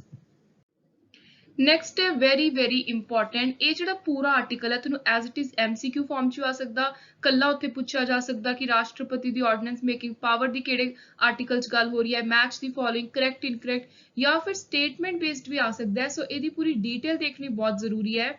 ਆਰਟੀਕਲ 123 ਗੱਲ ਕਰਦਾ ਜਿਹੜੀ ਰਾਸ਼ਟਰਪਤੀ ਦੇ ਕੋਲ ਇੱਕ ਸਪੈਸ਼ਲ ਆਰਡੀਨੈਂਸ ਮੇਕਿੰਗ ਪਾਵਰ ਹੈ। ਸੋ ਇਸ ਪਾਵਰ ਦੇ ਅੰਦਰ ਕੀ ਹੈ, ਮੰਨ ਲਓ ਕਦੇ ਇਹੋ ਜਿਹਾ ਸਮਾਂ ਹੈ ਕਿ ਨਾ ਰਾਜ ਸਭਾ ਸੈਸ਼ਨ ਵਿੱਚ ਹੈ ਨਾ ਲੋਕ ਸਭਾ ਦਾ ਸੈਸ਼ਨ ਹੈ, ਤੇ ਉਸ ਸਮੇਂ ਰਾਸ਼ਟਰਪਤੀ ਦੇ ਕੋਲ ਕੋਈ ਇਮੀਡੀਏਟ ਐਮਰਜੈਂਸੀ ਐਕਸ਼ਨ ਲੈਣ ਦੀ ਜ਼ਰੂਰਤ ਪੈਂਦੀ ਹੈ, ਕੋਈ ਇਸ ਤਰੀਕੇ ਦਾ ਕੋਈ ਕੰਮ ਆਉਂਦਾ ਜਿਹਦੇ ਲਈ ਇਮੀਡੀਏਟਲੀ ਕੋਈ ਐਕਸ਼ਨ ਲੈਣਾ ਪੈਣਾ। ਸੋ ਰਾਸ਼ਟਰਪਤੀ ਚਾਹੇ ਕੋਈ ਸੈਸ਼ਨ ਨਹੀਂ ਹੈ ਲੱਗਿਆ ਹੋਇਆ ਕਿਸੇ ਵੀ ਹਾਊਸ ਦਾ ਪਾਰਲੀਮੈਂਟ ਦਾ, ਉਸ ਸਮੇਂ ਪ੍ਰੈਜ਼ੀਡੈਂਟ ਨੂੰ ਜੇ ਲੱਗੇ ਕਿ ਜ਼ਰੂਰਤ ਹੈ ਇਮੀਡੀਏਟ ਐਕਸ਼ਨ ਲੈਣ ਦੀ ਤਾਂ ਉਹ ਆਰਡੀਨੈਂਸ ਪਾਸ ਕਰਕੇ ਲੈ ਸਕਦੇ ਨੇ। ਤੇ ਜਿਹੜਾ ਇਹ ਆਰਡੀਨੈਂਸ ਹੈ ਜਿਵੇਂ ਇੱਕ ਲਾਅ ਐਕਟ ਲੀਗਲੀ ਵੈਲਿਡ ਹੁੰਦਾ ਹੈ, ਉਹ ਪੂਰੀ ਤਰ੍ਹਾਂ ਵੈਲਿਡਲੀ ਪੂਰੇ ਦੇ ਪੂਰੇ ਦੇਸ਼ ਦੇ ਅੰਦਰ ਇਫੈਕਟਿਵਲੀ ਲਾਗੂ ਹੁੰਦਾ ਹੈ, ਹਰ ਕਿਸੇ ਨੂੰ ਮੰਨਣਾ ਪੈਂਦਾ ਹੈ। ਉਸੇ ਤਰ੍ਹਾਂ ਪ੍ਰੈਜ਼ੀਡੈਂਟ ਦੇ ਦੁਆਰਾ ਇਹ ਪਾਸ ਕੀਤਾ ਪ੍ਰੋਮਲਗੇਟ ਕੀਤਾ ਆਰਡੀਨੈਂਸ ਵੀ ਸੇਮ ਲੀਗਲੀ ਵੈਲਿਡੇਟ ਹੋਊਗਾ, ਇਫੈਕਟਿਵ ਹੋਊਗਾ। Ordinance which is promulgated by President will have the same effect as that of an act or law of the Parliament. ਹੁਣ ਕੰਡੀਸ਼ਨ ਕੀ ਹੈ, ਚਲੋ ਇਹ ਪਾਸ ਕਰਤਾ ਜਦੋਂ ਸੈਸ਼ਨ ਨਹੀਂ ਲੱਗੇ ਹੋਏ ਸੀ, ਹੁਣ ਜਦੋਂ ਵੀ ਸੈਸ਼ਨ ਲੱਗਣਗੇ ਦੋਨੋਂ ਹਾਊਸਿਸ ਦੇ ਤਾਂ ਉਹਨਾਂ ਦੇ ਕੋਲ ਇਹਨੂੰ ਪ੍ਰੈਜ਼ੈਂਟ ਕਰਨਾ ਪਊਗਾ। ਸੋ ਦੋਨੋਂ ਹਾਊਸਿਸ ਪਾਸ ਕਰਨਗੇ ਇਹਨੂੰ। It shall be presented before the House of Parliament for passing when it comes to the session. Ordinance shall cease to operate 6 weeks after date of ਜਦੋਂ ਤੋਂ ਪਾਰਲੀਮੈਂਟ ਦਾ ਸੈਸ਼ਨ ਦੁਬਾਰਾ ਤੋਂ ਰੀਅਸੈਂਬਲ ਹੋ ਗਿਆ। ਆਰਡੀਨੈਂਸ ਐਕਸਪਾਇਰ ਵੀ ਹੋ ਸਕਦਾ ਹੈ ਜੇ ਹਾਊਸ ਆਫ ਪਾਰਲੀਮੈਂਟ ਦੇ ਦੋਨੋਂ ਹਾਊਸ ਕਹਿ ਦੇਣ ਕਿ ਅਸੀਂ ਇਹਨੂੰ ਡਿਸਅਪਰੂਵ ਕਰਦੇ ਹਾਂ, ਉਹਦੇ ਲਈ ਪ੍ਰਸਤਾਵ ਰੱਖਿਆ ਜਾਵੇ, ਰੈਜ਼ੋਲੂਸ਼ਨ ਆਵੇ। ਸੋ ordinance may also expire if the resolutions disapproving it are passed by both houses. It can be withdrawn ਤੇ ਰਾਸ਼ਟਰਪਤੀ ਜੇ ਚਾਹਣ ਤਾਂ ਖੁਦ ਵੀ ਇਹਨੂੰ ਕਿਸੇ ਵੀ ਸਮੇਂ ਵਿਡਰਾਅ ਕਰ ਸਕਦੇ ਨੇ। ਆਰਡੀਨੈਂਸ ਸੰਵਿਧਾਨ ਦੇ ਅਕੋਰਡਿੰਗ ਹੋਣਾ ਚਾਹੀਦਾ ਹੈ। Ordinance must be in consonance of constitution of India, otherwise ਇਹਨੂੰ ਰੱਦ ਡਿਕਲੇਅਰ ਕੀਤਾ ਜਾਊਗਾ, void। ਰਾਸ਼ਟਰਪਤੀ ਦੇ ਫਾਈਨੈਂਸ਼ੀਅਲ ਰੋਲ ਦੀ ਜੇ ਗੱਲ ਕਰੀਏ ਤਾਂ ਨੰਬਰ 1 ਹੈ ਕਿ ਫਾਈਨੈਂਸ ਕਮਿਸ਼ਨ ਤੋਂ ਸਾਰੀਆਂ ਰਿਪੋਰਟਾਂ ਰਾਸ਼ਟਰਪਤੀ ਕੋਲ ਆਉਂਦੀਆਂ ਨੇ। ਨੈਕਸਟ ਇਜ਼ ਵੈਰੀ ਇੰਪੋਰਟੈਂਟ ਜੋ ਪੇਪਰ ਲਈ ਤੁਸੀਂ ਧਿਆਨ 'ਚ ਰੱਖਣਾ ਹੈ ਕਿ ਕੰਟੀਨਜੈਂਸੀ ਫੰਡ ਆਫ ਇੰਡੀਆ ਹੈ ਜਿਹੜਾ ਉਹਦੇ 'ਚੋਂ ਕੋਈ ਵੀ ਡਿਸਪੋਜ਼ ਆਫ ਕਰਨਾ ਹੈ, ਕੋਈ ਪੈਸਾ ਕੱਢਣਾ ਹੈ, ਕਿੱਥੇ ਲਗਾਉਣਾ, ਹਰ ਚੀਜ਼ ਪ੍ਰੈਜ਼ੀਡੈਂਟ ਦੀ ਮਰਜ਼ੀ ਦੇ ਨਾਲ ਡਿਸਪੋਜ਼ ਆਫ ਕੀਤੀ ਜਾਓ। The contingency funds of India are at the disposal of President. He also causes the presentation of audits in the Parliament. Next ਨੇ ਜੁਡੀਸ਼ਰੀ ਪਾਵਰ। ਸਭ ਤੋਂ ਪਹਿਲੀ ਪਾਵਰ ਹੈ ਜੇ ਬਾਈ ਚਾਂਸ ਜੁਡੀਸ਼ਰੀ ਤੋਂ ਕੋਈ ਗਲਤੀ ਹੋ ਜੇ, ਕੋਈ ਜੁਡੀਸ਼ੀਅਲ ਐਰਰ ਹੈ ਤਾਂ ਉਹਨੂੰ ਠੀਕ ਕਰ ਸਕਦੇ ਨੇ ਰਾਸ਼ਟਰਪਤੀ, ਰੈਕਟੀਫਾਈ ਕਰ ਸਕਦੇ ਨੇ। ਨਾਲ ਹੀ ਕੁਝ ਪਨਿਸ਼ਮੈਂਟਸ ਮੈਂਸ਼ਨ ਨੇ ਪ੍ਰੋਪਰ ਜਿਨ੍ਹਾਂ ਨੂੰ ਘਟਾ ਸਕਦੇ ਨੇ ਕਿਸੇ ਦੀ ਸਜ਼ਾ, ਵਧਾ ਸਕਦੇ ਨੇ, ਕੋਈ ਮਰਸੀ ਪਟੀਸ਼ਨ, ਕੋਈ ਰਹਿਮ ਦੀ ਅਪੀਲ ਕਰ ਸਕਦਾ ਰਾਸ਼ਟਰਪਤੀ ਕੋਲ। ਨਾਲ ਹੀ ਪ੍ਰੈਜ਼ੀਡੈਂਟ ਸੁਪਰੀਮ ਕੋਰਟ ਦੀ ਐਡਵਾਈਸ ਵੀ ਲੈਂਦੇ ਨੇ ਲੀਗਲ ਮੈਟਰ ਉੱਤੇ। ਉਸ ਤੋਂ ਬਾਅਦ ਕੋਈ ਕਨਸਟੀਟਿਊਸ਼ਨਲ ਮੈਟਰ ਹੈ ਕੋਈ ਨੈਸ਼ਨਲ ਇੰਪੋਰਟੈਂਸ ਦਾ। ਸੋ ਇਸ ਤਰੀਕੇ ਨਾਲ ਰਾਸ਼ਟਰਪਤੀ ਦਾ ਸੁਪਰੀਮ ਕੋਰਟ ਦੇ ਨਾਲ ਵੀ ਇੱਕ ਡਾਇਰੈਕਟ ਰਿਲੇਸ਼ਨ ਬਣ ਕੇ ਰਹਿੰਦਾ ਹੈ। ਸੋ ਪਿੱਛੇ ਜਿਹੜੀ ਮੈਂ ਇੱਕ ਤੁਹਾਡੇ ਕੋਲ ਜੁਡੀਸ਼ਰੀ ਪਾਵਰ ਦੀ ਗੱਲ ਕੀਤੀ ਹੈ ਕਿ ਕਿਸੇ ਦੀ ਸਜ਼ਾ ਘਟਾ ਸਕਦੇ ਨੇ, ਸਬਸਟੀਟਿਊਟ ਕਰ ਸਕਦੇ ਨੇ, ਉਹਦੇ ਲਈ ਹੈ ਆਰਟੀਕਲ 72। ਵੈਰੀ ਇੰਪੋਰਟੈਂਟ, ਇਹ ਬਾਰ-ਬਾਰ ਪੇਪਰ 'ਚ ਆਉਂਦਾ। ਆਰਟੀਕਲ 72 ਇੱਕ ਇੰਪੋਰਟੈਂਟ ਪ੍ਰੋਵੀਜ਼ਨ ਦਿੰਦਾ ਜਿਹੜੀ ਗੱਲ ਕਰਦੀ ਹੈ ਰਾਸ਼ਟਰਪਤੀ ਦੀ ਪਾਰਡਨਿੰਗ ਪਾਵਰਸ ਦੀ। ਪਾਰਡਨ ਦਾ ਪੰਜਾਬੀ ਚ ਮਤਲਬ ਹੁੰਦਾ ਹੈ ਕਿਸੇ ਨੂੰ ਮਾਫੀ ਦੇਣੀ। ਸੋ ਮਾਫੀ ਦੇਣ ਦੇ ਕਈ ਤਰੀਕੇ ਨੇ, ਅਲੱਗ-ਅਲੱਗ ਤਰੀਕੇ ਨੇ। ਹੋ ਸਕਦਾ ਹੈ ਤੁਸੀਂ ਪੂਰੀ ਤਰ੍ਹਾਂ ਮਾਫ ਨਾ ਕਰਨਾ ਚਾਹੋ, ਕਿਸੇ ਦੀ ਸਜ਼ਾ ਨੂੰ ਘਟਾ ਦਿਓ ਜਾਂ ਫਿਰ ਕਿਸੇ ਹੋਰ ਨਾਲ ਸਬਸਟੀਟਿਊਟ ਕਰ ਦਿਓ, ਕੋਈ ਰਿਗਰਸ ਹੈ ਉਹਨੂੰ ਸਿੰਪਲ ਕਰ ਦਿਓ। ਸੋ ਇਹਦੇ ਲਈ ਹੈ ਪ੍ਰੈਜ਼ੀਡੈਂਟ ਗ੍ਰਾਂਟ ਕਰ ਸਕਦੇ ਨੇ pardon, respite, reprieve, remission of punishment, remit, suspend or commute the sentence given to a person by the court in following case। ਕਿਹੜੇ ਤਿੰਨ ਕੇਸ ਨੇ ਜਿਨ੍ਹਾਂ ਦੇ ਵਿੱਚ ਇਹ ਜਿਹੜੀ ਇੰਪੋਰਟੈਂਟ ਪਾਵਰ ਹੈ ਇਹ ਵਰਤੀ ਜਾ ਸਕਦੀ ਹੈ ਰਾਸ਼ਟਰਪਤੀ ਦੇ ਦੁਆਰਾ। ਸਭ ਤੋਂ ਪਹਿਲਾਂ ਜੇ ਕਿਸੇ ਦਾ ਕੋਰਟ ਮਾਰਸ਼ਲ ਹੋਇਆ ਹੋਵੇ ਉਹਦੇ ਅੰਦਰ ਕੋਈ ਸੈਂਟੈਂਸ ਹੈ, ਦੈਨ ਕਿਸੇ ਨੇ ਕੋਈ ਇਹੋ ਜਿਹਾ ਇੰਪੋਰਟੈਂਟ ਕੋਈ ਰੂਲ ਤੋੜਿਆ, ਕੋਈ ਲਾਅ ਤੋੜਿਆ ਜਿਹਦੇ ਨਾਲ ਜਿਹੜੀ ਯੂਨੀਅਨ ਐਗਜ਼ੈਕਟਿਵ ਦੀ ਪਾਵਰ ਹੈ ਉਹ ਮੈਟਰ ਉਹਦੇ ਅੰਦਰ ਆਉਂਦਾ। When the sentence or punishment is given for offense of violation of any law relating to matter, ਕਿਸੇ ਨੇ ਸੈਂਟਰ ਦੀ ਸਰਕਾਰ ਦੇ ਨਾਲ ਕੋਈ ਇਸ ਤਰੀਕੇ ਦਾ ਧੋਖਾ ਕੀਤਾ ਹੈ, ਵਾਇਲੇਟ ਕੀਤਾ ਹੈ ਕੋਈ ਮੈਟਰ ਜਿਹੜਾ ਸੈਂਟਰ ਦੇ ਅੰਦਰ ਸਿੱਧਾ ਆਉਂਦਾ ਹੋਵੇ, ਉਹਦੇ ਨਾਲ ਰਿਲੇਟਡ ਕੋਈ offense ਕੀਤਾ ਹੈ ਤਾਂ ਜਦੋਂ ਉਹਦੀ ਸੈਂਟੈਂਸ ਪਨਿਸ਼ਮੈਂਟ ਦੀ ਗੱਲ ਹੁੰਦੀ ਹੈ। ਥਰਡ ਇਜ਼ ਵੈਰੀ ਇੰਪੋਰਟੈਂਟ, ਜਦੋਂ ਕੋਈ ਕੋਰਟ ਡੈਥ ਸੈਂਟੈਂਸ ਕਿਸੇ ਨੂੰ ਦਿੰਦੀ ਹੈ, ਫਾਂਸੀ ਦੀ ਸਜ਼ਾ ਸੁਣਾਉਂਦੀ ਹੈ ਤਾਂ ਉੱਥੇ ਵੀ ਰਾਸ਼ਟਰਪਤੀ ਦੇ ਕੋਲ ਪਾਰਡਨਿੰਗ ਪਾਵਰ ਹੈ।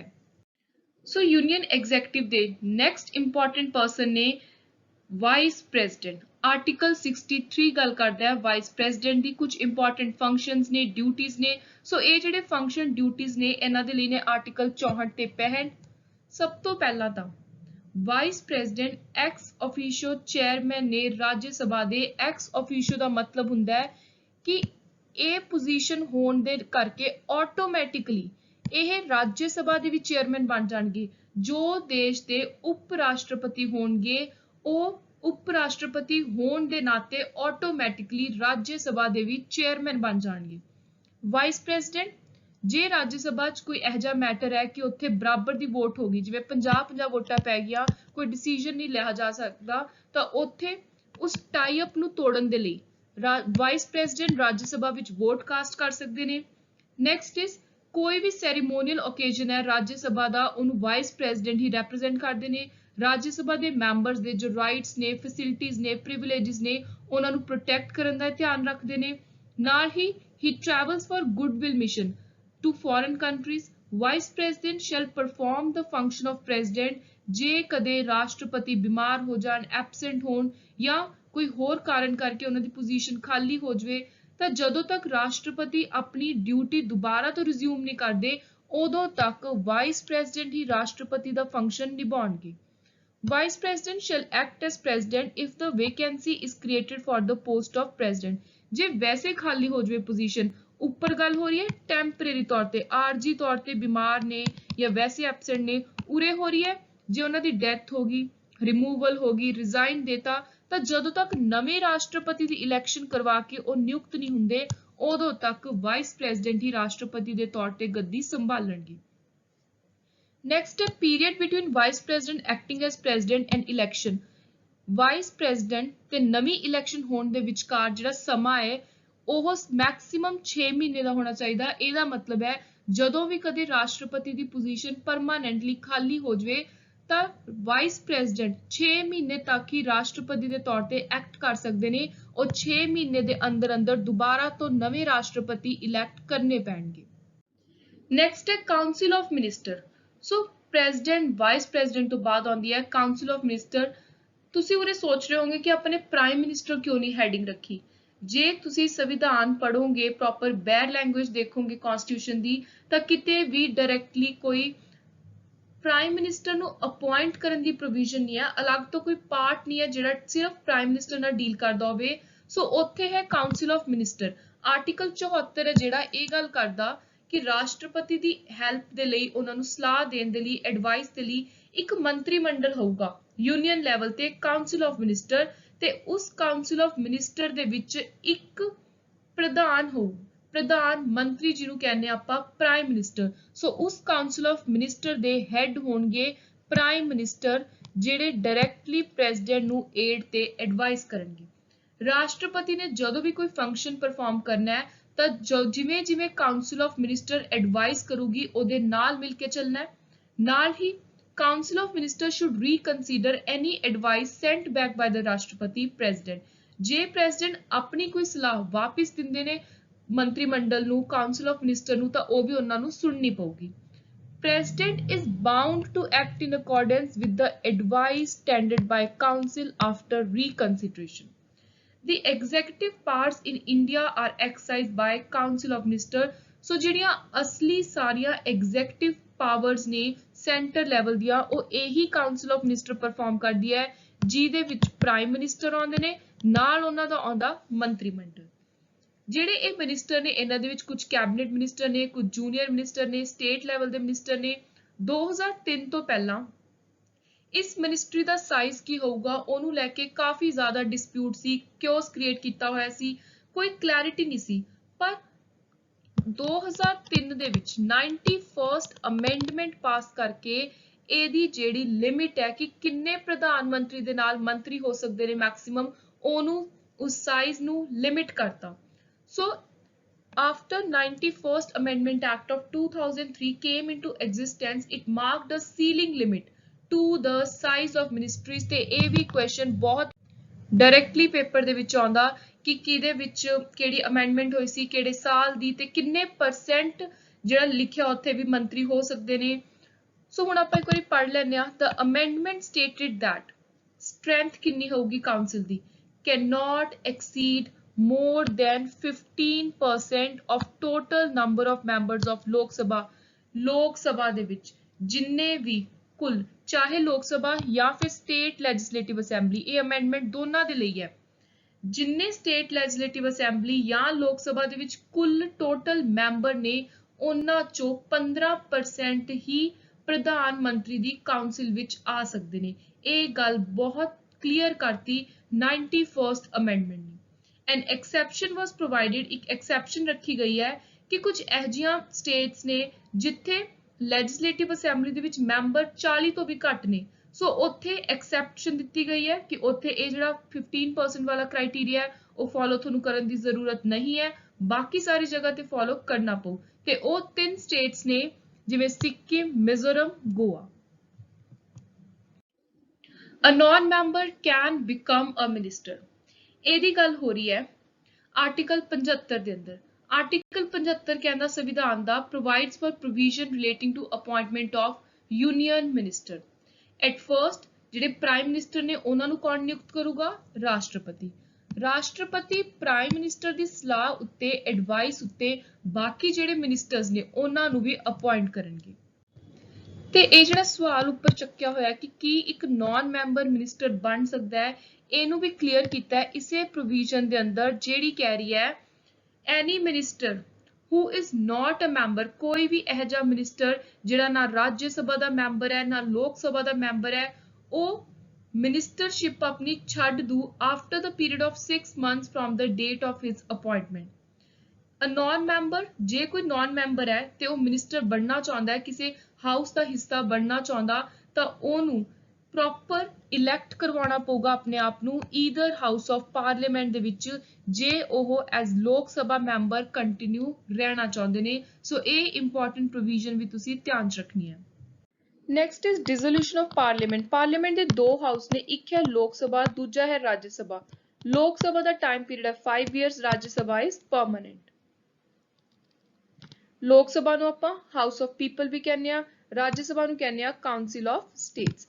Article 83(2) of the Indian Constitution states that 5 ਸਾਲ complete ਹੋਣ ਤੇ from the starting date of Lok Sabha meeting it can be dissolved। So 5 ਸਾਲ ਬਾਅਦ dissolve ਕਰ ਦਿੱਤੀ ਜਾਊ ਲੋਕ ਸਭਾ, ਨਵੀਆਂ elections ਹੋਣਗੀਆਂ, ਨਵੇਂ ਮੈਂਬਰ ਪਾਰਲੀਮੈਂਟ ਦੇ ਚੁਣੇ ਜਾਣਗੇ। ਲੋਕ ਸਭਾ dissolve ਹੋ ਸਕਦੀ ਹੈ ਪ੍ਰੈਜ਼ੀਡੈਂਟ ਜੇ ਚਾਹਣ, ਬਿਨਾਂ ਐਕਸਪਾਇਰੀ ਹੋਏ ਵੀ 5 ਸਾਲ ਤੋਂ ਪਹਿਲਾਂ ਵੀ ਲੋਕ ਸਭਾ ਐਕਸਪਾਇਰ ਹੋ ਸਕਦੀ ਹੈ, dissolve ਹੋ ਸਕਦੀ ਹੈ, ਕਿਹਦੇ ਕਹਿਣ ਤੇ? ਰਾਸ਼ਟਰਪਤੀ ਦੇ ਕਹਿਣ ਤੇ। The president can dissolve the Lok Sabha if he feels that viable government cannot be formed after the resignation or fall of a regime as the case may be। ਮੰਨ ਲਓ ਪ੍ਰਾਈਮ ਮਿਨਿਸਟਰ ਨੇ ਹੀ resignation ਦੇਤੀ, ਜਾਂ ਸਰਕਾਰ effective ਨਹੀਂ prove ਹੋ ਪਾ ਰਹੀ, ਸਟਰੋਂਗ ਨਹੀਂ ਹੈ, ਉਹ ਦੇਸ਼ ਨੂੰ ਨਹੀਂ ਚਲਾ ਪਾ ਰਹੀ, ਤਾਂ ਉੱਥੇ ਵੀ ਪ੍ਰੈਜ਼ੀਡੈਂਟ ਕਹਿ ਸਕਦੇ ਨੇ ਕਿ ਮੈਂ ਇਸ ਲੋਕ ਸਭਾ ਨੂੰ ਡਿਸੋਲਵ ਕਰਵਾਉਣਾ ਚਾਹੁੰਦਾ, ਫਿਰ ਨਵੀਆਂ ਇਲੈਕਸ਼ਨ ਹੋਣਗੀਆਂ, ਨਵੇਂ ਮੈਂਬਰ ਚੁਣੇ ਜਾਣਗੇ। Next is appointment of prime minister. Prime minister ਨੂੰ ਕੌਣ ਅਪਾਇੰਟ ਕਰੂਗਾ? ਰਾਸ਼ਟਰਪਤੀ। ਇਹਦੇ ਲਈ ਦੋ ਆਰਟੀਕਲ ਨੇ, 84 ਤੇ 75। ਲੋਕ ਸਭਾ ਦੇ ਵਿੱਚ ਜਿਹੜੀ ਮੈਜੋਰਿਟੀ ਪਾਰਟੀ ਆ ਜਿਹਨੇ ਸਭ ਤੋਂ ਵੱਧ ਸੀਟਾਂ ਜਿੱਤੀਆਂ ਨੇ, ਜਿਹਦੇ ਸਭ ਤੋਂ ਜ਼ਿਆਦਾ ਮੈਂਬਰਸ ਨੇ, ਮਿਨਿਸਟਰਸ ਨੇ, ਉਸ ਪਾਰਟੀ ਦੇ ਹੈਡ ਦਾ ਨਾਮ ਹੈ ਪ੍ਰਾਈਮ ਮਿਨਿਸਟਰ, ਪ੍ਰਧਾਨ ਮੰਤਰੀ। when a party achieve majority, the leader of that party is called upon by president to be the prime minister of the country। ਤੇ ਇਹ ਰੀਅਲ ਹੈਡ ਨੇ ਆਪਣੇ ਦੇਸ਼ ਦੇ, ਨੋਮੀਨਲ ਹੈਡ ਨੇ ਪ੍ਰੈਜ਼ੀਡੈਂਟ, ਰੀਅਲ ਹੈਡ ਨੇ ਪ੍ਰਾਈਮ ਮਿਨਿਸਟਰ। ਇਹ ਦੋ ਇੰਪੋਰਟੈਂਟ ਟਰਮਸ ਤੁਸੀਂ ਯਾਦ ਰੱਖਣੀ। Constitutional duties. ਹੁਣ ਸੰਵਿਧਾਨਿਕ ਜ਼ਿੰਮੇਵਾਰੀਆਂ ਕੀ ਬਣਦੀਆਂ ਨੇ ਪ੍ਰਧਾਨ ਮੰਤਰੀ ਦੀਆਂ? ਪ੍ਰਧਾਨ ਮੰਤਰੀ ਖੁਦ ਪ੍ਰਪੋਜ਼ ਕਰਦੇ ਨੇ, ਨਾਮ ਦੀ ਸਲਾਹ ਦਿੰਦੇ ਨੇ ਰਾਸ਼ਟਰਪਤੀ ਨੂੰ ਕਿ ਕੌਣ-ਕੌਣ ਸਰਕਾਰ ਦੇ ਅੰਦਰ ਮਿਨਿਸਟਰ ਦੇ ਤੌਰ ਤੇ ਚੁਣੇ ਜਾਣੇ ਚਾਹੀਦੇ ਨੇ। So the prime minister proposes the name of the members to president for appointment as ministers of government. Prime minister ਜੇ ਚਾਹਣ ਕੈਬਨਿਟ ਨੂੰ ਰੀਸ਼ਫਲ ਕਰ ਸਕਦੇ ਨੇ, ਜਿਹੜੇ ਚਾਰजेस ਨੇ ਮਿਨਿਸਟਰੀਜ਼ ਦੇ ਉਹ ਚੇਂਜ ਕਰ ਸਕਦੇ ਨੇ। He preside over the meetings of cabinet, important decision ਇਹ ਖੁਦ ਲੈਂਦੇ ਨੇ।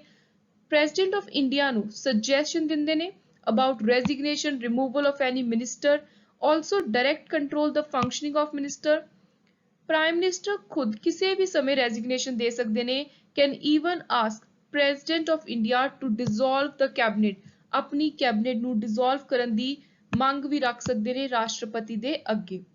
he can advise the president to dissolve entire lok sabha so that ਨਵੀਆਂ election conduct ਕਰਵਾਈਆਂ ਜਾ ਸਕਣ। ਕੈਬਨਿਟ ਸਟਾਪ ਕਰ ਦਿੰਦੀ ਹੈ ਕੰਮ ਕਰਨਾ ਜੇ ਪ੍ਰਾਈਮ ਮਿਨਿਸਟਰ ਆਪਣੀ ਪੋਜੀਸ਼ਨ ਤੋਂ ਰਿਜ਼ਾਈਨ ਦੇ ਦੇਣ, and spontaneously dissolve after the death of the prime minister। ਸੋ ਇਹ ਜਿਹੜਾ ਇੰਪੋਰਟੈਂਟ ਲਾਸਟ ਪੁਆਇੰਟ ਹੈ, ਇਹਦੇ ਉੱਤੇ ਵੀ ਕਾਫੀ ਵਾਰੀ ਪੇਪਰ 'ਚ ਕੁਐਸਚਨ ਆਉਂਦੇ ਨੇ। Rights and powers regarding appointment. ਹੁਣ ਕਿਹੜੀਆਂ ਇੰਪੋਰਟੈਂਟ ਅਪਾਇੰਟਮੈਂਟਸ ਨੇ, ਨਿਯੁਕਤੀਆਂ ਨੇ ਜਿਨ੍ਹਾਂ ਦੇ ਉੱਤੇ ਪ੍ਰਾਈਮ ਮਿਨਿਸਟਰ ਦਾ ਅਧਿਕਾਰ ਹੈ? ਸਭ ਤੋਂ ਪਹਿਲਾਂ comptroller auditor general of India, attorney general, advocate general, UPSC union public service commission ਦੇ ਚੇਅਰਪਰਸਨ, ਚੇਅਰਮੈਨ ਤੇ ਮੈਂਬਰ ਇਹ ਨਿਯੁਕਤ ਕਰਨਗੇ। ਇਲੈਕਸ਼ਨ ਕਮਿਸ਼ਨਰਸ ਦੀ ਸਿਲੈਕਸ਼ਨ ਪੀਐਮ ਕਰਨਗੇ। ਫਾਈਨਾਂਸ ਕਮਿਸ਼ਨ ਦੇ ਮੈਂਬਰ ਕੌਣ ਹੋਣਗੇ, ਚੇਅਰਮੈਨ ਕੌਣ ਹੋਗਾ, ਇਹ ਸਾਰੀਆਂ ਇੰਪੋਰਟੈਂਟ ਅਪਾਇੰਟਮੈਂਟਸ ਹੋਣਗੀਆਂ ਪ੍ਰਾਈਮ ਮਿਨਿਸਟਰ ਦੇ ਦੁਆਰਾ। Rights and power with regard to parliament. Parliament ਨੂੰ ਲੈ ਕੇ ਕਿਹੜੇ ਇੰਪੋਰਟੈਂਟ ਅਧਿਕਾਰ ਨੇ? ਪਹਿਲੀ ਚੀਜ਼, ਲੋਕ ਸਭਾ ਦੇ ਲੀਡਰ ਨੇ prime minister. Prime minister decide ਕਰਦੇ ਨੇ ਆਪਣੇ ਦੇਸ਼ ਦੀ ਫੋਰਨ ਪਾਲਿਸੀ ਕੀ ਰਹੂ, ਦੂਜੇ ਦੇਸ਼ਾਂ ਦੇ ਨਾਲ ਕੀ ਅਗਰੀਮੈਂਟ ਕਰਨੇ ਨੇ। ਸੈਂਟਰ ਦੀ ਸਰਕਾਰ ਦੇ ਮੇਨ ਸਪੀਕਰ ਨੇ, ਅੱਗੇ ਹੋ ਕੇ ਮੋਢੀ ਹੋ ਕੇ ਇਸ ਸੈਂਟਰ ਦੀ ਸਰਕਾਰ ਨੂੰ ਚਲਾਉਂਦੇ ਨੇ। ਮੈਜੋਰਿਟੀ ਪਾਰਟੀ ਦੇ ਲੀਡਰ ਨੇ। ਪ੍ਰਾਈਮ ਮਿਨਿਸਟਰ ਬਹੁਤ ਸਾਰੀਆਂ ਆਰਗੇਨਾਈਜੇਸ਼ਨ ਦੇ ਪ੍ਰਾਈਮ ਮਿਨਿਸਟਰ ਹੋਣ ਦੇ ਨਾਤੇ ਐਕਸ ਆਫੀਸ਼ੀਓ ਚੇਅਰਮੈਨ ਵੀ ਨੇ। ਸੋ ਇਹ ਵੀ ਬਹੁਤ ਇੰਪੋਰਟੈਂਟ ਕੁਐਸਚਨ ਹੈ। ਯੂਜੂਅਲੀ ਸਟੂਡੈਂਟਸ ਇਹਨੂੰ ਇਗਨੋਰ ਕਰ ਦਿੰਦੇ ਨੇ, ਪਰ ਪੇਪਰਸ ਤੁਹਾਨੂੰ ਹਰ ਇੱਕ ਦੋ ਪੇਪਰ ਛੱਡ ਕੇ ਇਹਦੇ ਚੋਂ ਕੁਐਸਚਨ ਦੇਖਣ ਨੂੰ ਮਿਲਦਾ ਹੈ ਕਿ which of the following organisation has prime minister as his head, ਜਾਂ ਫਿਰ ਉਲਟੇ ਆਉਂਦਾ ਕੁਐਸਚਨ ਇਨ ਅਦਰ ਵੇ ਕਿ ਨੀਤੀ ਆਯੋਗ ਦੇ ਚੇਅਰਮੈਨ ਕੌਣ ਨੇ, ਇੰਟਰਸਟੇਟ ਕਾਉਂਸਲ ਦੇ ਚੇਅਰਮੈਨ ਕੌਣ ਨੇ। ਸੋ ਇੰਪੋਰਟੈਂਟ 5 ਇਹੋ ਜਿਹੀਆਂ ਆਰਗੇਨਾਈਜੇਸ਼ਨਸ ਨੇ ਆਪਣੇ ਦੇਸ਼ ਦੀਆਂ ਜਿਨ੍ਹਾਂ ਦੇ ਪ੍ਰਾਈਮ ਮਿਨਿਸਟਰ ਹੈਡ ਨੇ। ਨੰਬਰ 1 ਨੀਤੀ ਆਯੋਗ, ਜਿਹੜੀ ਆਪਣੇ ਦੇਸ਼ ਦੀ ਪਲੈਨਿੰਗ ਕਰਦੀ ਹੈ। National development council, national integration council, interstate council, national water resource council. ਨਾਲ ਹੀ ਕੋਈ ਵੀ ਐਮਰਜੈਂਸੀ ਆ ਜਾਵੇ, ਕੋਈ ਪੋਲੀਟੀਕਲ ਲੈਵਲ ਦੀ ਐਮਰਜੈਂਸੀ, ਡਿਜ਼ਾਸਟਰ ਮੈਨੇਜਮੈਂਟ ਟੀਮ ਜੇ ਬਣਦੀ ਹੈ ਤਾਂ ਉਹਨੂੰ ਵੀ ਹੈਡ ਇਹੀ ਕਰਦੇ ਨੇ। ਹੁਣ ਇਹ ਡਿਜ਼ਾਸਟਰ ਮੈਨੇਜਮੈਂਟ ਟੀਮ ਕੋਵਿਡ-19 ਦੇ ਟਾਈਮ ਐਕਟੀਵੇਟ ਹੋਈ ਸੀ। ਸੋ ਕੋਵਿਡ-19 ਨੂੰ ਲੈ ਕੇ ਇਸ ਪੈਂਡੈਮਿਕ ਤੋਂ ਕਿਵੇਂ ਆਪਾਂ ਨੇ ਨਿਕਲਣਾ ਹੈ, ਕਿਵੇਂ ਟੈਕਲ ਕਰਨਾ ਹੈ, ਕੀ ਹੈਂਡਲ ਕਰਨ ਲਈ ਪ੍ਰੋਵੀਜ਼ਨਸ ਅਪਣਾਉਣੀਆਂ ਨੇ, ਕਿਹੜੀਆਂ ਚੀਜ਼ਾਂ ਨੇ ਆਪਾਂ ਨੇ ਕੁਆਰੰਟਾਈਨ 'ਚ ਰਹਿਣਾ ਹੈ, ਮਾਸਕ ਲਾਉਣੇ ਨੇ। ਤੁਹਾਨੂੰ ਯਾਦ ਹੋਊਗਾ ਪ੍ਰਾਈਮ ਮਿਨਿਸਟਰ ਖੁਦ ਲਾਈਵ ਹੋ ਕੇ ਆਪਾਂ ਨੂੰ ਅਨਾਉਂਸਮੈਂਟਸ ਕਰਦੇ ਸੀ ਕਿ ਤੁਸੀਂ ਅਗਲੇ 15 ਦਿਨ ਘਰਾਂ ਦੇ ਅੰਦਰ ਰਹਿਣਾ, ਇਹ ਕਰੋ। So main disaster management team ਨੂੰ ਵੀ ਹੈਡ ਕਰਦੇ ਨੇ ਖੁਦ ਪ੍ਰਧਾਨ ਮੰਤਰੀ।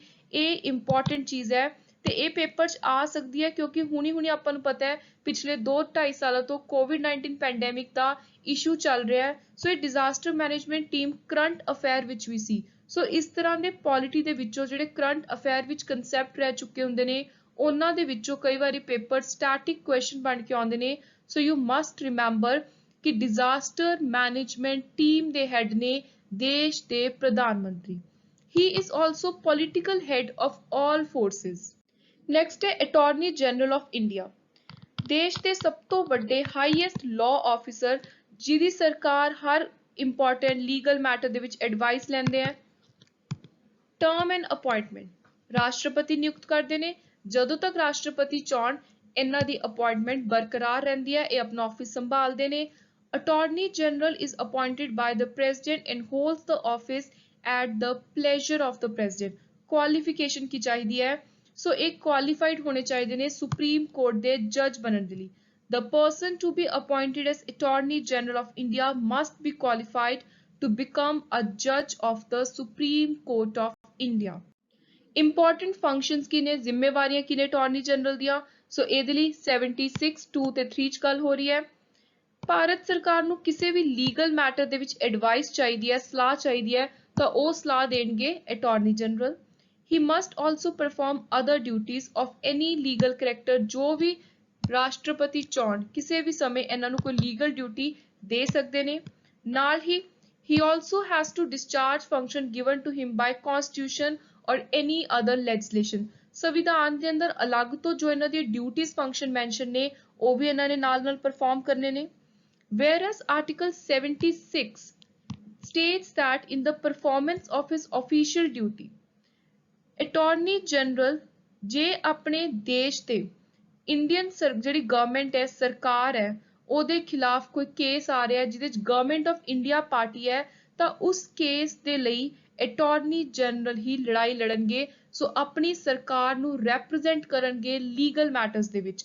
Attorney general can appear on behalf of government of India in supreme court in cases where government of India is a party. He also has to appear on behalf of government in regard to references जो राष्ट्रपति ने उन्होंने कहियां ने before the Supreme Court under Article 143. He has to appear on behalf of government चाहे कोई case supreme court लग गया चाहे हाई कोर्ट ਦੇ ਵਿੱਚ ਜਿੱਥੇ ਵੀ ਇੱਕ ਪਾਰਟੀ ਹੈ ਗਵਰਨਮੈਂਟ ਆਫ ਇੰਡੀਆ। ਮੋਸਟਲੀ ਉਹਦਾ ਨਾਮ ਹੁੰਦਾ ਕੇਸ ਦੇ ਅੰਦਰ ਯੂਨੀਅਨ ਆਫ ਇੰਡੀਆ। ਜਿੱਥੇ ਇਹ ਪਾਰਟੀ ਹੈ, ਚਾਹੇ ਕੋਈ ਫੋਰਨ ਕੰਟਰੀ ਨਾਲ ਕੋਈ ਕੇਸ ਆ, ਕੋਈ ਆਪਣੇ ਹੀ ਦੇਸ਼ ਦੀ ਕਿਸੇ ਹੋਰ ਸਟੇਟ ਦੇ ਨਾਲ ਕੇਸ ਆ, ਜਾਂ ਕੋਈ ਹੋਰ ਪਾਰਟੀ ਹੈ ਜਿੱਥੇ ਗਵਰਨਮੈਂਟ ਆਫ ਇੰਡੀਆ ਭਾਰਤ ਸਰਕਾਰ ਇੱਕ ਪਾਰਟੀ ਹੈ ਲੀਗਲ ਕੇਸ ਦਾ, ਉੱਥੇ ਉਸ ਕੇਸ ਨੂੰ ਰੈਪਰੈਜ਼ੈਂਟ ਕਰਨਗੇ ਭਾਰਤ ਸਰਕਾਰ ਦੇ ਬਿਹਾਫ ਤੇ ਕੇਸ ਲੜਨਗੇ attorney general of India. So ਇਹਦੇ ਲਈ ਤੁਸੀਂ ਇੰਪੋਰਟੈਂਟ ਜਿਹੜੇ ਆਰਟੀਕਲ ਦਿਮਾਗ 'ਚ ਰੱਖਣੇ ਨੇ, ਸਭ ਤੋਂ ਪਹਿਲਾਂ 76(2)(3 ਦੈਨ ਤੁਹਾਨੂੰ ਇਹ ਪਤਾ ਹੋਣਾ ਚਾਹੀਦਾ ਕਿ 2 ਦੇ ਵਿੱਚ ਸਿੰਪਲ ਵਾਲੇ ਇਹਦੇ ਫੰਕਸ਼ਨਸ ਨੇ, 3 ਦੇ ਵਿੱਚ ਨੇ ਜਿਹੜੇ ਉਹਨਾਂ ਨੂੰ ਵੈਸੇ ਇੱਕ ਲੀਗਲ ਪ੍ਰੋਫੈਸ਼ਨ ਤੋਂ ਹੋਣ ਦੇ ਨਾਤੇ ਐਜ਼ ਅ ਲਾਇਰ ਰੈਪਰੈਜ਼ੈਂਟ ਕਰਨੇ ਪੈਣਗੇ। ਸੋ ਇਹਦੇ ਵਿੱਚ ਹੈ ਉਹਨਾਂ ਦੀ representation on behalf of government of India before high court ਔਰ ਸੁਪਰੀਮ ਕੋਰਟ, ਨਾਲ ਹੀ ਆਰਟੀਕਲ 143। ਸੋ 143 ਡਾਇਰੈਕਟਲੀ ਗੱਲ ਕਰਦਾ ਕਿ ਉਹ ਸਾਰੇ ਮੈਟਰਸ ਜਿੱਥੇ ਰਾਸ਼ਟਰਪਤੀ ਸੁਪਰੀਮ ਕੋਰਟ ਦੀ ਕੋਈ ਸਲਾਹ ਲੈਣਾ ਚਾਹੁੰਦੇ ਨੇ। ਸੋ ਸਟੇਟ ਐਗਜ਼ੈਕਟਿਵ ਹੈ ਜਿਹੜਾ ਐਸ ਸੱਚ ਤੁਹਾਨੂੰ ਉਹਨੂੰ ਪੂਰਾ ਡੀਪਲੀ ਅਲੱਗ ਤੋਂ ਪੜ੍ਹਨ ਦੀ ਜ਼ਰੂਰਤ ਨਹੀਂ ਹੈ। ਜੋ ਚੀਜ਼ਾਂ ਇੰਪੋਰਟੈਂਟ ਨੇ ਜੋ ਅਲੱਗ ਨੇ ਉਹ ਮੈਂ ਤੁਹਾਨੂੰ ਅੱਜ ਕਰਵਾ ਦੂੰਗੀ ਲੈਕਚਰ ਦੇ ਅੰਦਰ। ਬਾਕੀ ਜਿਹੜੇ ਮੈਂ ਤੁਹਾਨੂੰ ਨੋਟਸ ਪ੍ਰੋਵਾਈਡ ਕੀਤੇ ਨੇ ਉਹਦੇ ਵਿੱਚ ਸਾਰੇ ਦੇ ਸਾਰੇ ਕੰਪਲੀਟ ਆਰਟੀਕਲ ਨੰਬਰ ਨੇ। ਸਿਰਫ ਔਰ ਸਿਰਫ ਯੂਨੀਅਨ ਤੇ ਸਟੇਟ ਐਗਜ਼ੈਕਟਿਵ ਦੇ ਆਰਟੀਕਲ ਨੰਬਰਸ ਦਾ ਫਰਕ ਹੈ, ਵਿੱਚ ਵਾਲੀਆਂ ਪਾਵਰ ਪੋਜੀਸ਼ਨਸ ਆਲਮੋਸਟ ਸੇਮ ਨੇ। ਤੁਸੀਂ ਧਿਆਨ 'ਚ ਕੀ ਰੱਖਣਾ, ਜਿੱਥੇ ਵੀ ਯੂਨੀਅਨ ਦੇ ਅੰਦਰ ਪ੍ਰੈਜ਼ੀਡੈਂਟ ਲਿਖ ਕੇ ਆਉਂਦਾ, ਸਟੇਟ ਦੇ ਅੰਦਰ ਉਹ ਸੇਮ ਪੋਜੀਸ਼ਨ ਗਵਰਨਰ ਸੰਭਾਲਦੇ ਨੇ। ਦੇਸ਼ ਦੇ ਰਾਜਾ ਨੇ ਪ੍ਰੈਜ਼ੀਡੈਂਟ, ਇੱਕ ਸਟੇਟ ਦੇ ਰਾਜਾ ਕਿਹਾ ਜਾਂਦਾ ਹੈ ਗਵਰਨਰ ਨੂੰ। ਆਈ ਹੋਪ ਤੁਹਾਨੂੰ ਇੰਨੀ ਚੀਜ਼ ਸਮਝ ਆ ਗਈ। ਉਸ ਤੋਂ ਬਾਅਦ ਜਿੱਥੇ ਵੀ ਯੂਨੀਅਨ ਦੇ ਅੰਦਰ ਪ੍ਰਾਈਮ ਮਿਨਿਸਟਰ ਦੀ ਗੱਲ ਹੈ, ਉੱਥੇ ਸਟੇਟ ਵਿੱਚ ਨੇ ਚੀਫ ਮਿਨਿਸਟਰ, ਨਾਲ ਇਹਨਾਂ ਦਾ ਕਾਉਂਸਲ ਹੁੰਦਾ ਹੈ, ਚੀਫ ਮਿਨਿਸਟਰ ਦਾ ਵੀ ਕਾਉਂਸਲ ਹੈ। ਇੱਕ ਛੋਟਾ ਜਿਹਾ ਫਰਕ ਹੈ ਕਿ ਉੱਪਰ ਯੂਨੀਅਨ ਐਗਜ਼ੈਕਟਿਵ ਦੇ ਵਿੱਚ ਪ੍ਰੈਜ਼ੀਡੈਂਟ ਦੇ ਨਾਲ ਵਾਈਸ ਪ੍ਰੈਜ਼ੀਡੈਂਟ ਵੀ ਨੇ, ਪਰ ਸਟੇਟ ਲੈਵਲ ਤੇ ਗਵਰਨਰ ਤੋਂ ਨੀਚੇ ਕੋਈ ਨਹੀਂ ਹੈ, ਸਿੱਧਾ ਫਿਰ ਚੀਫ ਮਿਨਿਸਟਰ ਆਉਂਦੇ ਨੇ। ਸੋ ਇਹ ਜੇ ਤੁਸੀਂ ਆਫੀਸਰਸ ਦੇ ਨਾਮ ਆਪਣੇ ਦਿਮਾਗ 'ਚ ਰੱਖ ਲਓਗੇ ਕਾਫੀ ਚੀਜ਼ਾਂ ਤੁਹਾਨੂੰ ਕਲੀਅਰ ਹੋ ਜਾਣਗੀਆਂ। ਸੋ ਸਟੇਟ ਐਗਜ਼ੈਕਟਿਵ ਦੇ ਵਿੱਚ ਕੌਣ ਹੈ? ਮੁੱਖ ਮੰਤਰੀ, ਉਹਨਾਂ ਦੀ ਕਾਉਂਸਲ ਤੇ governor. It has the same parliamentary pattern. So ਜੋ ਮੈਂ ਤੁਹਾਨੂੰ ਕਿਹਾ ਕਿ ਸੇਮ ਹੀ ਪੈਟਰਨ ਫੋਲੋ ਕੀਤਾ ਜਾਂਦਾ ਜਿਹੜਾ ਯੂਨੀਅਨ ਦੀ ਸਰਕਾਰ ਕਰਦੀ ਹੈ, ਉਹਨਾਂ ਦੀ ਕਾਰਜਕਾਰੀ ਜਿਵੇਂ ਜਿਵੇਂ ਚੱਲਦੀ ਹੈ ਸੇਮ ਉਸੇ ਤਰ੍ਹਾਂ ਸਟੇਟ ਗਵਰਨਮੈਂਟ ਚੱਲਦੀ ਹੈ। This has been done to maintain unitary spirit. ਆਪਣੇ ਦੇਸ਼ ਦਾ ਜਿਹੜਾ ਸਟਰਕਚਰ ਹੈ ਉਹ ਬਰਾਬਰ ਦਾ ਰਹੇ, ਕੋਈ ਜ਼ਿਆਦਾ ਡਿਫਿਕਲਟੀ ਨਾ ਆਵੇ, ਯੂਨਿਟਰੀ ਸਪਿਰਿਟ ਨੂੰ ਫੋਲੋ ਕਰਨ ਦੇ ਲਈ ਸੇਮ ਪੈਟਰਨ ਫੋਲੋ ਕੀਤਾ ਗਿਆ। ਗਵਰਨਰ ਦੋ ਤਰ੍ਹਾਂ ਦੇ ਰੋਲ ਨਿਭਾਉਂਦੇ ਨੇ, ਇੱਕ ਤਾਂ ਸੰਵਿਧਾਨਿਕ ਹੈਡ ਨੇ ਸਟੇਟ ਲੈਵਲ ਦੇ, ਦੂਜਾ ਇਹ ਸਟੇਟ ਗਵਰਨਮੈਂਟ ਤੇ ਸੈਂਟਰ ਦੇ ਵਿਚਕਾਰ ਇੱਕ ਇੰਪੋਰਟੈਂਟ ਲਿੰਕ ਦੇ ਤੌਰ ਤੇ ਕੰਮ ਕਰਦੇ ਨੇ। ਇਹ ਵੀ ਇੰਪੋਰਟੈਂਟ ਡਾਇਰੈਕਟਲੀ ਕੁਐਸਚਨ ਆਉਂਦਾ ਪੇਪਰ ਦੇ ਵਿੱਚ statement based. He or she acts on the advice of Council of Ministers, same ਜਿਵੇਂ ਪ੍ਰੈਜ਼ੀਡੈਂਟ ਪ੍ਰਾਈਮ ਮਿਨਿਸਟਰ ਤੇ ਕਾਉਂਸਲ ਦੀ ਹਰ ਗੱਲ 'ਚ ਐਡਵਾਈਸ ਲੈਂਦੇ ਨੇ, ਉਸੇ ਤਰ੍ਹਾਂ ਗਵਰਨਰ ਰਹਿੰਦੇ ਨੇ ਚੀਫ ਮਿਨਿਸਟਰ ਤੇ ਉਹਨਾਂ ਦੀ ਕੈਬਨਿਟ ਦੀ। ਹੁਣ ਇੱਕ ਵਾਰੀ ਆਪਾਂ ਗਵਰਨਰ ਦਾ ਰੀਡ ਕਰ ਲੈਂਦੇ ਆ। ਆਰਟੀਕਲ 153 ਕਹਿ ਰਿਹਾ ਹੈ, article 153 of Indian constitution provides for every state, ਹਰ ਸਟੇਟ ਦੇ ਇੱਕ ਰਾਜ ਪ੍ਰਮੁੱਖ ਹੋਣਗੇ, ਗਵਰਨਰ ਹੋਣਗੇ। ਜਸਟ ਲਾਈਕ ਪ੍ਰੈਜ਼ੀਡੈਂਟ, ਜਿਵੇਂ ਪ੍ਰੈਜ਼ੀਡੈਂਟ ਨੋਮੀਨਲ ਹੈਡ ਨੇ ਰਿਪਬਲਿਕ ਦੇ ਆਪਣੇ ਦੇਸ਼ ਦੇ, ਉਸੇ ਤਰ੍ਹਾਂ ਗਵਰਨਰ ਨੋਮੀਨਲ ਹੈਡ ਨੇ ਸਟੇਟ ਦੇ। This means governor has power and function similar to president of India. So ਜੋ ਮੈਂ ਤੁਹਾਨੂੰ ਪਿੱਛੇ ਦੱਸਿਆ ਹੈ ਬਸ ਤੁਸੀਂ ਉਹੀ, ਜੇ ਤੁਸੀਂ ਪ੍ਰੈਜ਼ੀਡੈਂਟ ਦੀਆਂ ਸਾਰੀਆਂ ਚੀਜ਼ਾਂ ਡਿਟੇਲ 'ਚ ਪੜ੍ਹ ਲਿਆ, ਥੋੜਾ ਗਵਰਨਰ ਵਾਲਾ ਟੌਪਿਕ ਆਪਣੇ ਆਪ ਤਿਆਰ ਹੈ। But apparatus at state level with real power. State ਵਿੱਚ ਰੀਅਲ ਪਾਵਰ ਕਿਹਦੇ ਕੋਲ ਆ? ਸਟੇਟ ਦੇ ਮੁੱਖ ਮੰਤਰੀ ਕੋਲ। ਉੱਪਰ ਸੈਂਟਰ ਤੇ ਅਸਲੀ ਪਾਵਰ ਹੈ ਪ੍ਰਧਾਨ ਮੰਤਰੀ ਕੋਲ। ਫਰਦਰ ਜਿਹੜੀ 7ਵੀਂ ਕਨਸਟੀਟਿਊਸ਼ਨਲ ਅਮੈਂਡਮੈਂਟ ਸੀ, ਉਹਨੇ ਜਿਹੜਾ ਆਰਟੀਕਲ ਹੈ 153 ਉਹਦੇ 'ਚ ਕਿਹਾ ਕਿ ਜਿਹੜੇ ਗਵਰਨਰ ਹੈ ਉਹ ਇੱਕ ਤੋਂ ਜ਼ਿਆਦਾ ਸਟੇਟ ਦੇ ਸੇਮ ਗਵਰਨਰ ਸਾਈਮਲਟੇਨੀਅਸਲੀ ਕੰਮ ਕਰ ਸਕਦੇ ਨੇ। ਸੋ ਸੇਮ ਪਰਸਨ ਇੱਕ ਤੋਂ ਜ਼ਿਆਦਾ ਸਟੇਟ ਦੇ ਗਵਰਨਰ ਦੇ ਤੌਰ ਤੇ ਕੰਮ ਕਰ ਸਕਦੇ ਆ, which provides for the same person to act as governor of two states simultaneously। Governor the time period ਹੈ ਆਫਿਸ ਦਾ 5 years, ਪਰ ਜੇ ਤੁਸੀਂ ਪ੍ਰੋਪਰ ਕਨਸਟੀਟਿਊਸ਼ਨ ਦੇਖੋਗੇ ਉਹਦੇ ਵਿੱਚ ਲਿਖਿਆ ਹੋਇਆ ਹੈ ਕਿ will of president। ਸੋ ਐਸਾ ਜਿਹੜੀ ਪ੍ਰੋਪਰ ਜੇ ਆਪਾਂ ਬੇਅਰ ਲੈਂਗੁਏਜ ਤੇ ਜਾਈਏ ਤਾਂ ਲਿਖਿਆ ਹੋਇਆ ਕਿ 5 ਸਾਲਾਂ ਦੇ ਟਰਮ ਦੇ ਲਈ ਅਪਾਇੰਟ ਕੀਤੇ ਜਾਂਦੇ ਨੇ, ਪਰ ਡਿਊਰਿੰਗ ਦ ਪਲੇਜ਼ਰ ਇਹਨਾਂ ਨੂੰ ਪੋਜੀਸ਼ਨ ਤੋਂ ਹਟਾਉਣ ਦਾ ਐਸ ਸੱਚ ਕੋਈ ਕ੍ਰਾਈਟੇਰੀਆ ਨਹੀਂ ਹੈ, ਕੋਈ ਗਰਾਊਂਡ ਨਹੀਂ ਹੈ। ਜਦੋਂ ਤੱਕ ਰਾਸ਼ਟਰਪਤੀ ਦੀ ਪਲੇਜ਼ਰ ਹੈ, ਮਰਜ਼ੀ ਹੈ, ਉਦੋਂ ਤੱਕ ਇਹ ਗਵਰਨਰ ਰਹਿ ਸਕਦੇ ਨੇ। Appointment, tenure and removal. Appointment of governor is talked in article 155। ਉਸ ਤੋਂ ਬਾਅਦ ਇਹਨਾਂ ਦੇ ਟੈਨਿਓਰ ਤੇ ਰਿਮੂਵਲ ਦੀ ਗੱਲ ਹੁੰਦੀ ਹੈ 156। ਇਟ ਸਟੇਟਸ ਦੈਟ ਕੌਣ ਅਪਾਇੰਟ ਕਰਦਾ? President. Governor shall hold office as long as he or she enjoys pleasure of the president। Very important line। Governor resign ਦੇ ਸਕਦੇ ਨੇ, proper resign ਕਰਨਗੇ ਇਹ ਇੱਕ ਲੈਟਰ ਲਿਖ ਕੇ, ਤੇ ਉਹ ਜਿਹੜੀ ਲੈਟਰ ਹੈ ਇਹ ਰਾਸ਼ਟਰਪਤੀ ਨੂੰ ਲਿਖਣਗੇ, president ਨੂੰ। ਸੋ ਗਵਰਨਰ ਨੇ ਜੇ resign ਦੇਣਾ ਤਾਂ ਇਹ resign ਦੇਣਗੇ president ਨੂੰ। ਇਹ important question ਵੀ exam ਦੇ ਵਿੱਚ ਬਣ ਸਕਦਾ ਹੈ। In accordance with foregoing provision of this article, governor's term of office, term of office 5 ਸਾਲ ਦਾ ਹੈ from the date he or she enters, ਪਰ ਇਹ ਕੰਟੀਨਿਊ ਕਰ ਸਕਦੇ ਨੇ ਜਦੋਂ ਤੱਕ ਇਹਨਾਂ ਦੇ ਸਕਸੈਸਰ ਨਵੇਂ ਗਵਰਨਰ ਨਿਯੁਕਤ ਨਹੀਂ ਕੀਤੇ ਜਾਂਦੇ। ਉਸ ਤੋਂ ਬਾਅਦ ਹੈ ਇਹਨਾਂ ਦੀ ਕੁਆਲੀਫਿਕੇਸ਼ਨ। ਗਵਰਨਰ ਬਣਨ ਦੇ ਲਈ ਇੱਕ ਤਾਂ ਭਾਰਤ ਦੇ ਨਾਗਰਿਕ ਹੋਣਾ ਜ਼ਰੂਰੀ ਹੈ, ਦੂਜਾ 35 ਸਾਲ ਦੀ ਉਮਰ। ਸੋ ਇਹ ਦੋ ਆਪਾਂ ਨੇ ਇੰਪੋਰਟੈਂਟ ਜਿਹੜੀਆਂ ਰਿਕੁਆਇਰਮੈਂਟਸ ਨੇ ਇਹ ਪ੍ਰੈਜ਼ੀਡੈਂਟ ਦੀ ਕੁਆਲੀਫਿਕੇਸ਼ਨ ਲਈ ਵੀ ਦੇਖਿਆ ਸੀ। ਕੰਡੀਸ਼ਨ ਕੀ ਰਹੂਗੀ ਗਵਰਨਰ ਦੇ ਆਫਿਸ ਦੀ? ਤੁਹਾਨੂੰ ਯਾਦ ਹੋ ਆਪਾਂ ਨੇ ਪ੍ਰੈਜ਼ੀਡੈਂਟ ਦੇ ਆਫਿਸ ਦੀ ਕੰਡੀਸ਼ਨ ਵੀ ਦੇਖੀ ਸੀ। Along with the above mentioned preliminary qualification, ਕੁਝ ਕ੍ਰਾਈਟੇਰੀਆ ਹੈ ਜਿਹੜਾ ਫੋਲੋ ਕਰਨਾ ਪੈਂਦਾ ਜੋ ਆਰਟੀਕਲ 158 ਵਿੱਚ ਹੈ। ਇੱਕ ਤਾਂ ਇਹ ਕੋਈ ਹੋਰ ਆਫਿਸ ਆਫ ਪ੍ਰੋਫਿਟ ਨਾ ਸੰਭਾਲਦੇ ਹੋਣ, ਦੂਜਾ ਪਾਰਲੀਮੈਂਟ ਜਾਂ ਫਿਰ ਕਿਸੇ ਵੀ ਹੋਰ ਸਟੇਟ ਲੈਜਿਸਲੇਚਰ ਦੇ ਮੈਂਬਰ ਨਾ ਹੋਣ। ਜੇ ਮੈਂਬਰ ਨੇ ਤਾਂ ਇਹਨਾਂ ਨੂੰ ਉਹ ਪੋਜੀਸ਼ਨ ਵੇਕੈਂਟ ਕਰਨੀ ਪਊ, ਖਾਲੀ ਕਰਨੀ ਪਊ। ਜਿਹੜਾ ਇਹ ਕ੍ਰਾਈਟੇਰੀਆ ਇਹ ਵੀ ਤੁਹਾਨੂੰ ਪੜ੍ਹ ਕੇ ਆਲਮੋਸਟ ਪ੍ਰੈਜ਼ੀਡੈਂਟ ਵਾਲਾ ਹੀ ਸੇਮ ਲੱਗ ਰਿਹਾ ਹੋਊਗਾ। ਸੋ ਇਸ ਲਈ ਮੈਂ ਤੁਹਾਨੂੰ ਰਿਪੀਟ ਕਰ ਰਹੀ ਹਾਂ ਕਿ ਸਟੇਟ ਐਗਜ਼ੀਕਿਊਟਿਵ ਐਜ਼ ਸੱਚ ਤੁਹਾਨੂੰ ਜ਼ਿਆਦਾ ਡੀਟੇਲ 'ਚ ਪੜ੍ਹਨ ਦੀ ਜ਼ਰੂਰਤ ਨਹੀਂ, ਸਿਰਫ ਤੁਹਾਨੂੰ ਇਹ ਪਤਾ ਹੋਣਾ ਚਾਹੀਦਾ ਕਿ ਯੂਨੀਅਨ ਦੇ ਅੰਦਰ ਜੇ ਪ੍ਰੈਜ਼ੀਡੈਂਟ ਇਸ ਆਰਟੀਕਲ 'ਚ ਨੇ, ਸਟੇਟ ਦੇ ਅੰਦਰ ਗਵਰਨਰ ਦਾ ਕਿਹੜਾ ਆਰਟੀਕਲ ਹੈ। ਓਥ, ਜਦੋਂ ਸ਼ਪਥ ਲੈਣੀ ਹੈ ਗਵਰਨਰ ਨੇ ਤਾਂ ਇਹ ਸ਼ਪਥ ਲੈਣਗੇ ਹਾਈ ਕੋਰਟ ਦੇ ਚੀਫ ਜਸਟਿਸ ਦੇ ਅੱਗੇ। ਇਹ ਵੀ ਬਹੁਤ ਇੰਪੋਰਟੈਂਟ ਹੈ। ਜੇ ਹਾਈ ਕੋਰਟ ਦੇ ਚੀਫ ਜਸਟਿਸ ਨਹੀਂ ਪ੍ਰੈਜ਼ੈਂਟ ਤਾਂ ਕੋਈ ਹੋਰ ਸੀਨੀਅਰ ਮੋਸਟ ਜੱਜ ਇਹਨਾਂ ਨੂੰ ਓਥ ਦਵਾ ਸਕਦਾ ਹੈ। ਤੇ ਇਹਦੀ ਗੱਲ ਹੋ ਰਹੀ ਹੈ ਆਰਟੀਕਲ 159 ਦੇ ਅੰਦਰ। ਆਰਟੀਕਲ 154 ਕਹਿ ਰਿਹਾ ਐਗਜ਼ੈਕਟਿਵ ਪਾਵਰ ਨੇ ਜਿਹੜੀਆਂ ਉਹ ਗਵਰਨਰ ਦੇ ਵਿੱਚ ਵੈਸਟ ਨੇ, ਐਗਜ਼ੈਕਟਿਵ ਪਾਵਰ ਇੱਕ ਸਟੇਟ ਦੀਆਂ।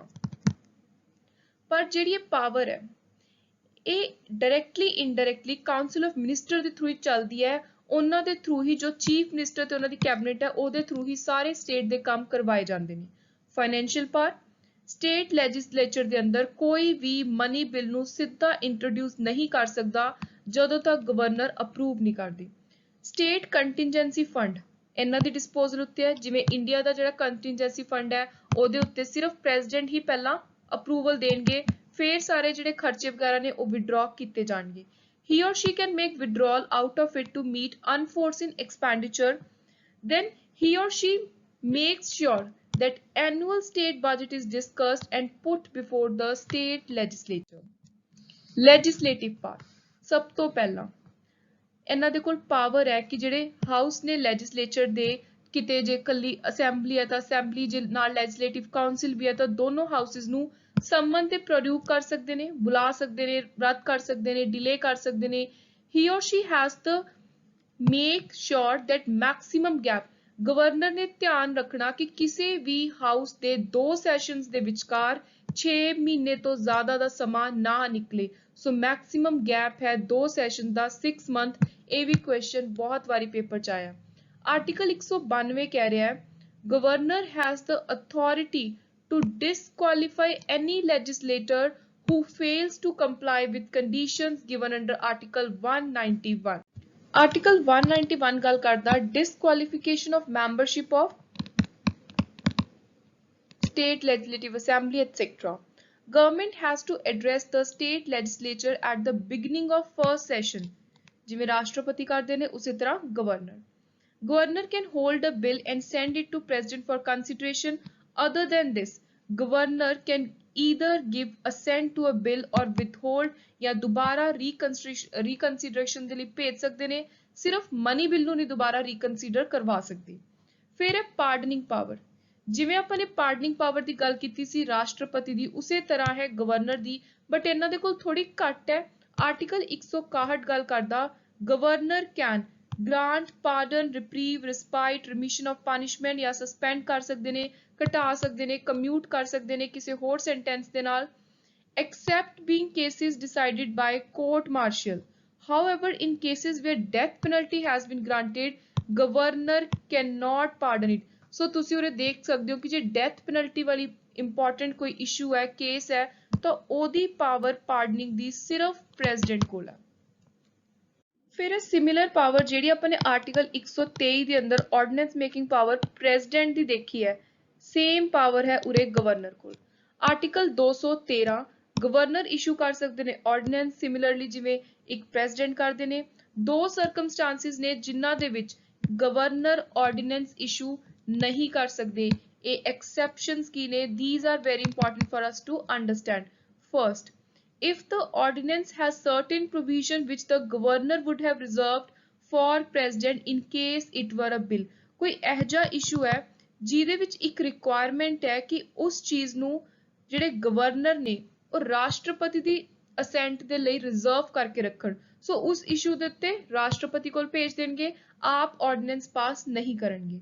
ਜਾਂ ਫਿਰ if the state legislature has an act with similar provision and same would be declared invalid without president's assent. ਜੇ ਮੰਨ ਲਓ state legislature ਦਾ ਕੋਈ ਆਪਣਾ ਐਕਟ ਹੈ ਜਿਹਦੇ ਵਿੱਚ ਉਸ ਚੀਜ਼ ਦੇ ਲਈ ਜਿਹਦੇ ਉੱਤੇ ਗਵਰਨਰ ਆਰਡੀਨੈਂਸ ਪਾਸ ਕਰਨਾ ਚਾਹੁੰਦੇ ਨੇ ਆਲਰੇਡੀ ਸੇਮ ਪ੍ਰੋਵੀਜ਼ਨ ਅਵੇਲੇਬਲ ਹੈ, ਤਾਂ ਉੱਥੇ ਬਿਨਾਂ ਰਾਸ਼ਟਰਪਤੀ ਦੀ ਅਸੈਂਟ ਤੋਂ ਆਪਾਂ ਆਰਡੀਨੈਂਸ ਪਾਸ ਨਹੀਂ ਕਰ ਸਕਦੇ। ਸੋ ਗਵਰਨਰ ਦੇ ਕੋਲ ਇਹ 2 ਕੇਸਿਸ ਦੇ ਵਿੱਚ ਆਰਡੀਨੈਂਸ ਮੇਕਿੰਗ ਪਾਵਰ ਨਹੀਂ ਹੈ। ਸੋ ਹੁਣ ਜਦੋਂ ਆਪਾਂ ਨੇ ਸਾਰਾ ਟੌਪਿਕ ਦੇਖ ਲਿਆ, ਚੰਗੀ ਤਰ੍ਹਾਂ ਆਪਾਂ ਨੂੰ ਕਨਸੈਪਟ ਸਮਝ ਆ ਗਿਆ ਯੂਨੀਅਨ ਤੇ ਸਟੇਟ ਐਗਜ਼ੈਕਟਿਵ ਦਾ। ਹੁਣ ਕੁਝ ਆਪਾਂ ਵੈਸੇ ਐਡੀਸ਼ਨਲ ਇੰਪੋਰਟੈਂਟ ਫੈਕਟਸ ਦੇਖ ਲੈਂਦੇ ਆ that are related to names. ਸੋ ਕਿਹੜੀ ਪੋਜੀਸ਼ਨ ਤੇ ਇਸ ਟਾਈਮ ਮੌਜੂਦਾ ਕੌਣ ਹੈ? So now let's have a look into these important names that we need to remember for exam. First is Union Executive ਦੇ ਅੰਦਰ President ਰਾਸ਼ਟਰਪਤੀ ਸ਼੍ਰੀ Ramnath Kovind, Vice President Shri Muppa Varapu Venkaiah Naidu, then Prime Minister Shri Narendra Damodar Das Modi, Council of Minister है तो उस तो बाद ने Attorney General of India 15वें ते इस टाइम करंट Attorney General ने के Venugopal, very important for exam. ਦੂਜੇ ਪਾਸੇ ਜੇ ਆਪਾਂ ਸਟੇਟ ਐਗਜ਼ੀਕਿਊਟਿਵ ਦੀ ਗੱਲ ਕਰੀਏ ਤਾਂ ਉਰੇ ਹੁਣ ਆਪਾਂ ਪੰਜਾਬ ਸਟੇਟ ਦੇ ਨਾਲ ਰਿਲੇਟਡ ਦੇਖ ਰਹੇ ਹਾਂ। ਸ਼੍ਰੀ ਬਨਵਾਰੀ ਲਾਲ ਪੁਰੋਹਿਤ 29ਵੇਂ ਗਵਰਨਰ ਪੰਜਾਬ ਦੇ। ਉਸ ਤੋਂ ਬਾਅਦ ਕੋਈ ਵਾਈਸ ਗਵਰਨਰ ਵਾਲੀ ਕੋਈ ਇਹੋ ਜਿਹੀ ਪੋਸਟ ਨਹੀਂ ਹੁੰਦੀ। ਚੀਫ ਮਿਨਿਸਟਰ ਸਰਦਾਰ ਭਗਵੰਤ ਸਿੰਘ ਮਾਨ ਜਿਹੜੇ ਆਮ ਆਦਮੀ ਪਾਰਟੀ ਨਾਲ ਰਿਲੇਟ ਕਰਦੇ ਨੇ। Council of ministers, then Advocate General for the state Punjab recently appointed Dr. Anmol Ratan Sidhu। So ਇਹ important ਨਾਮ ਨੇ ਜੋ ਤੁਸੀਂ ਪੇਪਰ ਦੇ ਲਈ ਤਿਆਰ ਕਰਕੇ ਜਾਣੇ ਨੇ। So this was all about our today's important lecture on executive. I hope you understood all concepts well. Keep supporting Victor's knowledge. Thank you and good luck.